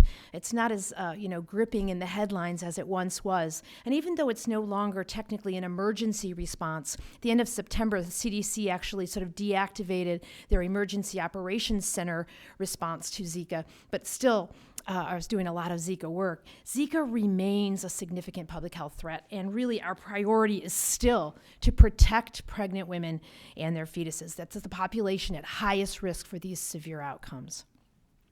Let's just give you a quick snapshot of Zika epidemiology, and we'll go from there. So as you may know, Zika actually first appeared in the Americas for the very first time in late 2015 in Brazil. Prior to that, it had been found, although not commonly, but had been found in areas of Asia, Africa, and also the Pacific Islands. And there had been some small outbreaks that had occurred prior to the time it arrived in Brazil. But once it arrived in Brazil, it spread very, very rapidly to almost 50 new countries in the Americas. Here in the U.S., the pattern that we saw was primarily travel-associated cases of Zika infection from individuals that had traveled to the affected areas in South or Central America and then came back home and developed symptoms of Zika and were diagnosed with Zika at home. There were over 5,200 travel-associated cases of Zika documented here in the continental U.S. Since January of 2016. Of those 5,200, 48 were due to sexual transmission, and almost 2,200 were in pregnant women. Nationally, if you look at that amount, the travel-associated Zika infections, if we look at the cumulative amount of these adverse pregnancy outcomes, there have been 106 Zika-related adverse pregnancy outcomes in the continental U.S. 8 were pregnancy losses, and 98 were live-born infants with birth defects like microcephaly. There were 2 instances of local Zika transmission here in the U.S., one in Florida, one in Texas, in late summer of 2016, and that is where the individual with Zika infection actually ended up infecting local mosquitoes here in the U.S. So again, by having Zika virus in their blood, they were bitten by local mosquitoes that were competent vectors, particularly the Aedes mosquitoes, that went on to, again, continue the transmission chains here in the U.S. But there's no active local transmission ongoing currently. Here in Georgia, just to take a look at quickly our response to Zika. Here, and I'll speak for epidemiology. Dr. Rustin will speak for environmental health at the Department of Public Health. We have triaged almost 3,000 clinical inquiries about suspect Zika patients here in Georgia, and we facilitated Zika testing at our Georgia Public Health Lab for about 2,000 of those individuals. The vast majority among pregnant women. Again, this is our priority population at risk. There are commercial lab tests available for Zika now as well. We have never documented any local Zika transmission here in Georgia. And all in all, we have documented 119 total travel-related Zika infections in Georgia. This year, we've only documented 5. It's much, much slower this year than last year. Our last travel-associated Zika case here in Georgia that we documented was near the middle of July of this year. In Georgia, we've also documented some of the severe outcomes of this infection. We had documented 10 pregnant women with Zika, 2 congenital infections with birth defects, 1 pregnancy loss, and 2 instances of sexual transmission of Zika virus. And again, all travel related as well. So again, even though we don't hear a lot about Zika in the news anymore, we really want to highlight and underscore that folks shouldn't forget about it entirely. It still remains a significant threat to pregnant women and their fetuses. So that again, pregnant women should be aware of travel warnings. The areas even that where formerly Zika active transmission was ongoing, really, again, pregnant women should consider not traveling to those areas or to take appropriate precautions to avoid mosquito bites in those areas. Practicing strict mosquito bite prevention while traveling. And then, again, it's just as important, again, here in Georgia, where we do have the vectors that are competent to transmit Zika virus, to protect themselves from infecting local mosquitoes as well. So avoid mosquito bites when you get back home as well. And also, the World Health Organization still recommends, and we do as well, that both women and men who have returned from Zika-affected areas consider abstaining or practicing safe sex for a period of 6 months to try to prevent these congenital Zika infections in that priority population at risk. I just wanted to very briefly highlight, without a lot of detail, some other similar mosquito-borne travel-associated diseases that we see here in Georgia as well. I don't have a lot of time to get into a lot of detail, but I wanted to at least highlight a couple of them. And these are also chikungunya, dengue, yellow fever, and also malaria. And again, all of these various mosquito-borne diseases, we still think about that epidemiologic patterns to try to drive our control measures and to have an idea, where are we seeing these occurrences and these outbreaks around the world, so that we have a sense of how to recognize them early here in Georgia. So again, most of these mosquito-borne travel-associated diseases are, again, have an Aedes mosquito vector. Dr. Rustin will tell you all about the Aedes mosquitoes during his presentation. But again, malaria has a different vector as well. So I just want to highlight the first three really are arboviral diseases that are transmitted in a similar way. They have very similar clinical presentations.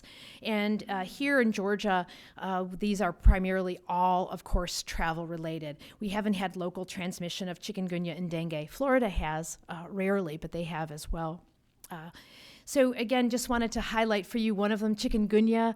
There's a very large chikungunya outbreak ongoing in Italy right now. So again, that's one of the patterns that we should keep in mind to think about travelers to Italy that may be returning here with fever, with joint pain, to sort of think about chikungunya. So far this year, we've only documented 2 cases of chikungunya infection. We've had 4 travel-associated cases of dengue, which can be a much more severe infection. We haven't had any yellow fever cases here in Georgia, but I just wanted to highlight for you as well. Yellow fever actually has a vaccine that is available to people pre-travel to try to prevent it, but there's a shortage in yellow fever vaccine this year. So again, to keep in mind, folks may not be able to get that vaccine. And in malaria, we do see quite a bit of travel-associated malaria here in Georgia. Malaria also can be very severe. It's still worldwide a very, very significant problem. Hundreds of millions of cases of malaria still occur worldwide.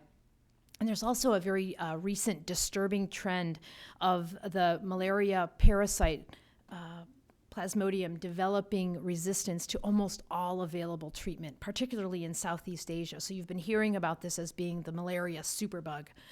So just keep in mind that, again, malaria is also, as Dr. Salas mentioned, like TB, is usually considered to be one of these old diseases that we don't think, rear their heads here, but they really do. We've had 57 travel-associated cases here in Georgia as well. And last year, we actually investigated an interesting case of a blood donor that had malaria, a very low level of malaria infection that ended up transmitting the malaria infection to a recipient of blood, in a hospital setting, which is very, very rare as well. And we really rely upon travel history screening or individuals that have lived in malaria endemic areas to exclude them from donating blood. I'm going to mention one other example, and then I'll be done. You may remember an infectious disease called MERS, Middle East Respiratory Syndrome, which began in the Middle East in 2012, so 5 years ago, and again has been responsible for several thousand cases of infection, very severe respiratory disease. Most of these cases have been in Saudi Arabia. And again, the epi patterns that we see with MERS, again, are travel-associated cases and healthcare-associated transmission from person to person, from an infected person to healthcare providers. So why are we still talking about MERS? It's been going on for 5 years. Well, the reason is because there's been a recent surge in hospital-associated and healthcare-associated outbreaks in Saudi very recently. That's been a different pattern. So again, if you look at this epi curve and if you look at the far right where it's circled in red, the peaks of the MERS outbreak were earlier in 2012 and 2013. We had large outbreaks. But again, this peak again recently is all from Saudi, and it's all hospital-associated outbreaks. So it's been very important for us to think about asking people about their not only their travel history, but also whether they've had health care in Saudi or in an area that may be experiencing MERS, because they may have been exposed to MERS in this hospital setting as well. So it's another epi pattern that we think about for early detection and isolation here in Georgia for travel-associated cases as well. And as a matter of fact, CDC just sent out an alert to clinicians just a couple of weeks ago about travelers to the Hajj. So again, which ended in early September, to think about the potential for MERS exposures or MERS patients arriving back from the Hajj here in the U.S. and to keep MERS in mind. So I've talked about a variety of different infectious diseases, ranging from Ebola to Zika to malaria to MERS, and I mentioned a variety of countries of interest. How do we keep all of these straight? How is a clinician to know where an Ebola outbreak is or where the most recent outbreak of chikungunya virus is? Well, we at the Department of Public Health instituted a web-based tool to help them out with this. And we're also developing a way to do this via a phone app now, too. So we call this our Travel Clinical Assistance. It's on our website. The web address is here. You can click on this, and actually, again, you can enter, you can either click on the map or you can enter by country. Let's say you have a traveler that's in your emergency department that has fever and joint pain, and they've just returned within the last 10 days from Brazil. And you think, what should I remember about Brazil? I can't remember. What are the ongoing outbreaks or issues that I should realize when I'm thinking about this patient? And it comes up with, again, the most recent outbreaks that are ongoing in Brazil. As you can still see, Zika is still on the list, and there's also chikungunya as well. And again, this content is updated in near real time. It's updated at really every 2 days or so. We partner with a third-party vendor, Gideon, to keep this information up to date. But we also, importantly, try to highlight to clinicians not only what diseases they should think about on the differential, but also whether there's an immediate infection prevention or control measure. Is this a person-to-person spread where they need to implement an immediate infection prevention, such as MERS or Ebola or Lassa for that matter? Or is it something that they should call us at the Department of Public Health about right away? So we have instructions on how to get in touch with us 24/7 as well. So that's our web tool. And then it also, if you kind of scroll down from the outbreaks in every country, in the 235 countries that it deals with, you also have other diseases to be considered as well. Here's my second example. I just typed in Italy, and there it is. There's our chikungunya outbreak that I just talked about that's ongoing just now in Italy. And it talks a little bit about, again, since chikungunya wouldn't be something that's transmitted from person to person, there's not an immediate infection prevention issue. But again, we can facilitate testing if need be, and they should just consider any other implications. This could be chikungunya as well. So in closing, thank you for your kind attention, first of all. Travel-associated infectious diseases are our new normal. I don't know what's next, but I'm 100% sure there will be a next. And these epidemiologic patterns in these diseases really allow us to keep calm and contain them no matter what they might be, because they point our way to mitigation and prevention.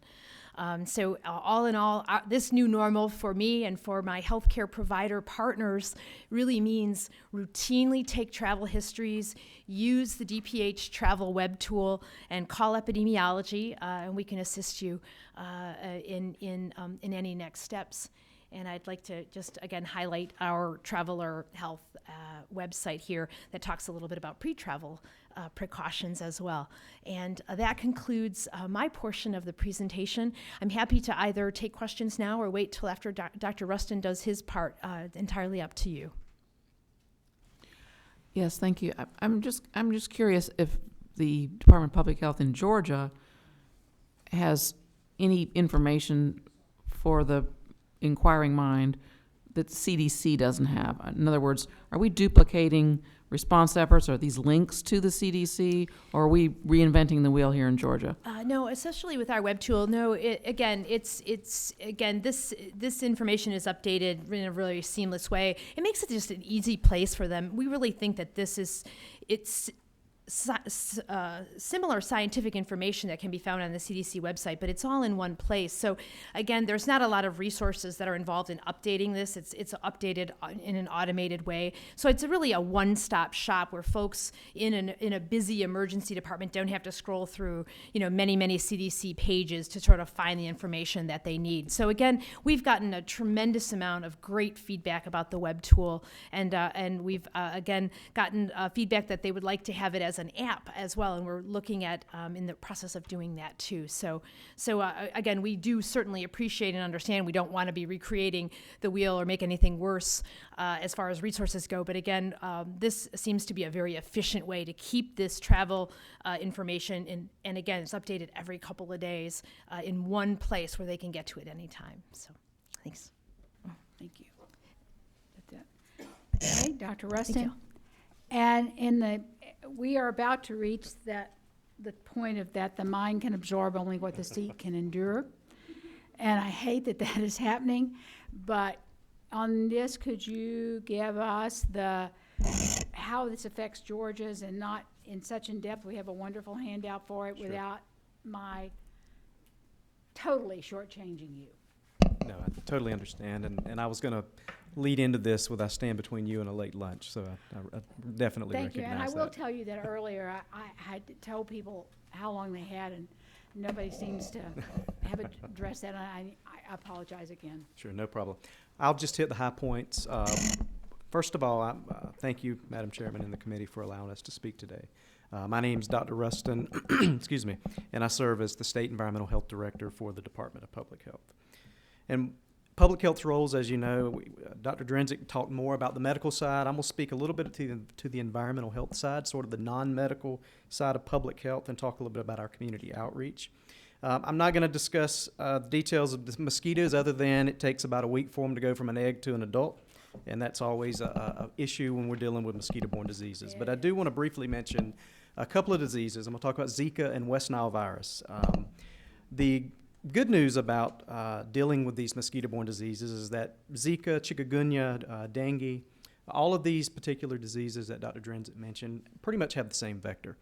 The bad news is it's in Georgia. The good news is we can plan and respond for multiple diseases because we have the same vector. The two mosquitoes that we're mostly concerned about with Zika is the ones in the picture. I know a lot of people think just basically mosquitoes are bloodsuckers, we want to slap them, but knowing the types of mosquitoes is important to controlling them because they have different biological habitats in the way that they lay eggs and those kinds of things. And so the mosquito on the left is our primary vector of Zika. The mosquito on the right is our secondary vector of Zika. Zika virus, again, is spread by mosquitoes. The Aedes aegypti mosquito is the primary vector. That was the one on the left. It's really the highest risk mosquito because it associates closely with people in urban areas, and it primarily only bites humans. The other thing about this particular mosquito is it bites rapidly, meaning if 5 people are standing outside grilling out, it'll bite all 5 people very quickly, and you can see how it can transmit the disease very quickly. This particular mosquito right now is only found in one county in Georgia, and that's Muskogee County. We have seen it in Savannah, but we haven't seen it since 2012. And we believe that's because the secondary vector, the one on the bottom, Aedes albopictus, or generically known as the Asian tiger mosquito, has outcompeted it. Basically, the larvae outcompete the larvae of the primary vector. And so the Aedes albopictus has taken over. This is still a concern because it will transmit Zika, but this particular mosquito also bites animals, and so we kind of dilute the risk somewhat because it'll equally bite animals as it will humans, but it's still a concern. The other thing about these mosquitoes are they are container breeders, meaning that they typically lay eggs on things in your backyard that hold water. Flower pots, anything that's in your backyard that holds water, these mosquitoes will lay eggs in, which makes it challenging to control them. And then West Nile virus is the reason that we stress knowing mosquitoes is important because West Nile virus is transmitted by a different mosquito and it lays its eggs in a different type of habitat. While they will lay their eggs in containers, they primarily look for stagnant water, like in ditches. They'll lay eggs in gutters if your gutters on your home aren't draining properly. If a septic tank system is open, they look for that organic rich water to lay eggs. The thing about this particular mosquito is it's not transmitted from person to person by the mosquito. Humans and animals are typically considered dead-end hosts, meaning that the disease stops with a human or an animal. This is really a disease of birds, and so the mosquitoes pick this disease up from feeding on birds, and then they can incidentally transmit it to humans.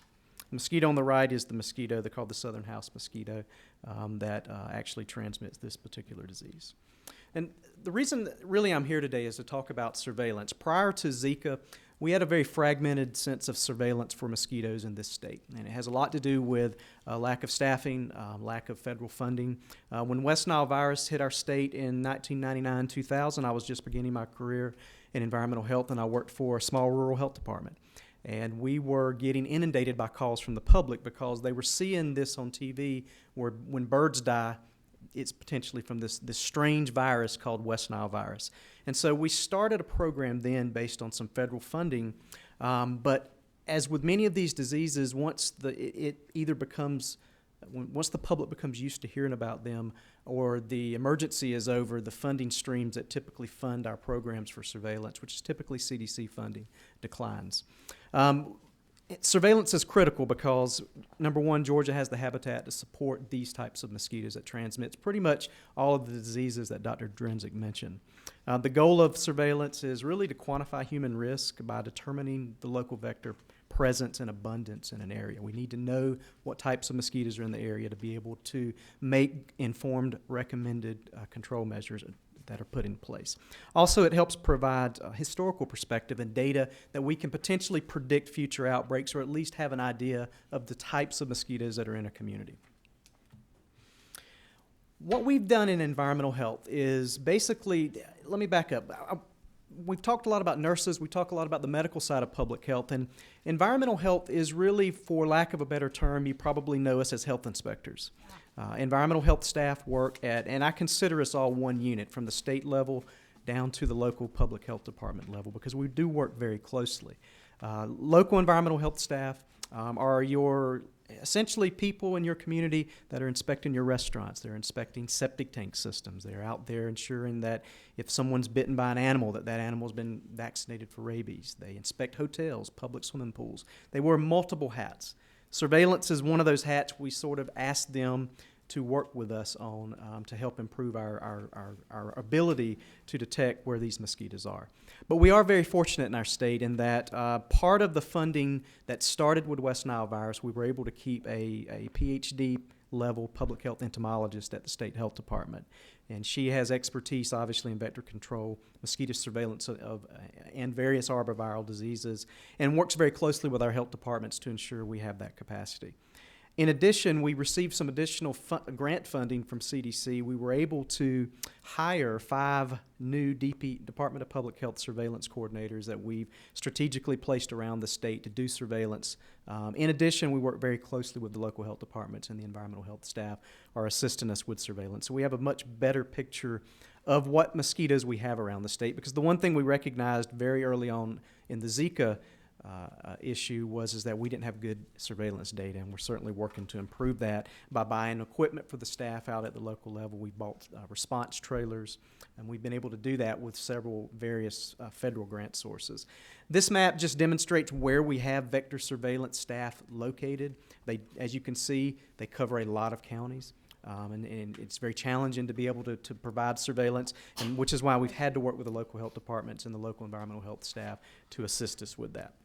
This second map shows where we placed all of these response trailers. These response trailers were purchased with grant funds, and basically it allows us to be able to respond very rapidly to an outbreak potentially. Now we're limited on what we can do in regards to an emergency response. Seems to be jumping ahead of me. But we have been able to buy 10 trailers. They're loaded with equipment, so the environmental health staff, and this thing is just now deciding to do its own thing. So I think it's telling me to hurry up. So all of these trailers have surveillance equipment. They have backpack sprayers, so we could actually go into a community and do basic mosquito control if we had an outbreak. And they have various traps that we use for different types of mosquitoes. This particular trap, a light trap, and these are some of our environmental health staff from Fanning County, Georgia, that had set up some traps. Basically, this trap mimics our respiration. We load this particular trap with frozen dry ice, carbon dioxide, because we breathe out carbon dioxide. Mosquitoes are attracted to that. And so this is what attracts the mosquitoes to the trap, and we're able to collect these particular mosquitoes that are looking for a blood meal. It allows us to identify and determine what types of mosquitoes they are.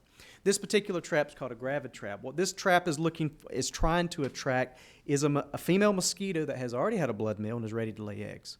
And so when we say the secret's in the sauce, that really nasty water is what attracts the mosquitoes to want to lay eggs there, and then they get sucked up in the trap. And these particular mosquitoes are the ones that are usually full of blood, and we send them off to be tested to see if they're carrying any viruses.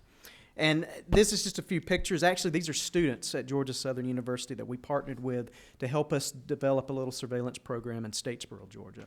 And when you collect mosquitoes, you have to identify them. And so we go through the process of teaching our staff how to do the identification so they can actually provide good data to us. A little bit about the 2017 season. Basically, in early spring, it was very wet, but it was unseasonably cold in the evening, so we had low numbers. But then in the early summer, it started getting very hot. We had a lot of rain. A lot of the nuisance mosquitoes started increasing. The good thing about the rains is it depressed our container breeders. Basically, if more rain washes out the buckets in people's backyards, so it washes the larvae out. But because of the low humidity, it forced the mosquitoes to stay in the woods, so they were feeding on birds. This is what amplified the number of West Nile virus cases, because they were in the woods, they were biting birds that had West Nile virus and amplifying it. Once the high humidity increased, mosquitoes usually leave the woods and then they start biting people, which is why we've started seeing an increased number of West Nile virus cases. In Georgia, I wished I had the map to show you before 2016. In 2015, we had about 13 counties doing surveillance, and as you can see in 2017, with the exception of the few counties in white, we have about 90% coverage now, working with the local health departments and hiring the staff that we hired to be able to help us with, let's see here. This is a busy slide. I just want to point out that we've had 242 positive mosquito pools. That's not water. That's actually mosquitoes that have been pooled together and sent off to a lab. That's a large number of mosquito pools, and we currently have around 31 human cases of West Nile virus and unfortunately 5 deaths associated with that this year. With Zika surveillance, the number of the mosquitoes that transmit Zika has been relatively low, which is a good thing, but we haven't had local transmission of Zika, but we do still monitor that. And I'm not going to really discuss this slide other than to say that we developed very strict protocols for being able to... Now it's not working at all. I'm going to stop with that because for some reason it seems to have been stalled. What I'll leave you guys with is that you have the handouts in front of you. We've developed protocols for our staff, so when we do get these calls, we have environmental health staff that will respond to complaints. When we know that a person is potentially infected from travel-associated cases, we can send staff out, and we have protocols for them to follow on whether or not they do surveillance or whether they go out and treat the backyards. And unfortunately, Georgia does not have a lot of mosquito control across our state. We have a few counties that offer comprehensive mosquito control, meaning they do surveillance, they do aerial spraying, they do truck spraying, they do a little bit of everything. But we have a lot of what we call the spray and pray programs, meaning they spray just because it's always been done that way. When you don't have surveillance going with the spraying program, you really don't know the effectiveness of your program. And you also may cause mosquitoes to become resistant to the chemicals if they're used over and over again. And so we work with the Georgia Mosquito Control Association to try to encourage more comprehensive mosquito control. And lastly, I'll just leave you on your slide. You can see I got pictures of mosquitoes.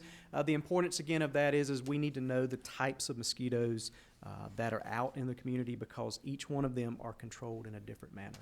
And so for us to know the types, we can make good recommendations to the public on how they can actually help themselves, how they can prevent mosquito bites. We still focus on a prevention message of, it starts with you. You need to wear a mosquito repellent, typically with DEET in it. You need to make sure you're tipping and tossing, you're getting rid of things in your backyard that hold water. And if you have concerns about any of these diseases, we encourage the public to talk to their physician. And if the physicians have concern, they'll work with the Department of Public Health to facilitate testing. Is there anything in summary that legislatively we need to do to help? Well, I know everybody asks for funding, everybody asks for Right. staffing. Most of our program is federally funded, and because Zika has now been reduced to a kind of a non-emergency, a lot of the federal funding we're seeing is going to dry up. We have no indication that we're going to get any additional funding, so a lot of the staff we've hired, unless we identify funding sources, we're going to unfortunately have to let them go at some point. And so obviously, surveillance goes hand in hand with, or mosquito surveillance goes hand in hand with epidemiology and with public health in general, and having adequate staffing and funding is absolutely critical to that in that endeavor. Do the programs like they have for Orkin or that kind of thing where they'll spray your yard, do they help? They do. One thing that we've always encouraged, vet these companies because they are required to be licensed by the Department of Agriculture. I would ask that to make sure they are licensed because they do go through training, and they should also be educating as well. And we've reached out. Most of these private companies, a lot of them, are members of the Georgia Mosquito Control Association, and we work very closely with them to make sure that we are all kind of working off the same sheet of music. And so a lot of these companies are members of GMCA, and they're a valuable, really valuable member of the team. Okay. Other questions from committee members? Got one? Okay. Any questions? No? Thank you very Thank much. you. I'm sorry that you No, had no, to no rush. problem. And Thank you. I promise you I don't have anything up here to turn your machine off. Well, it's stalled now. I don't. I think What? it just got tired. Okay. Thank you. So we are adjourned. Thank you. Don't go anywhere yet.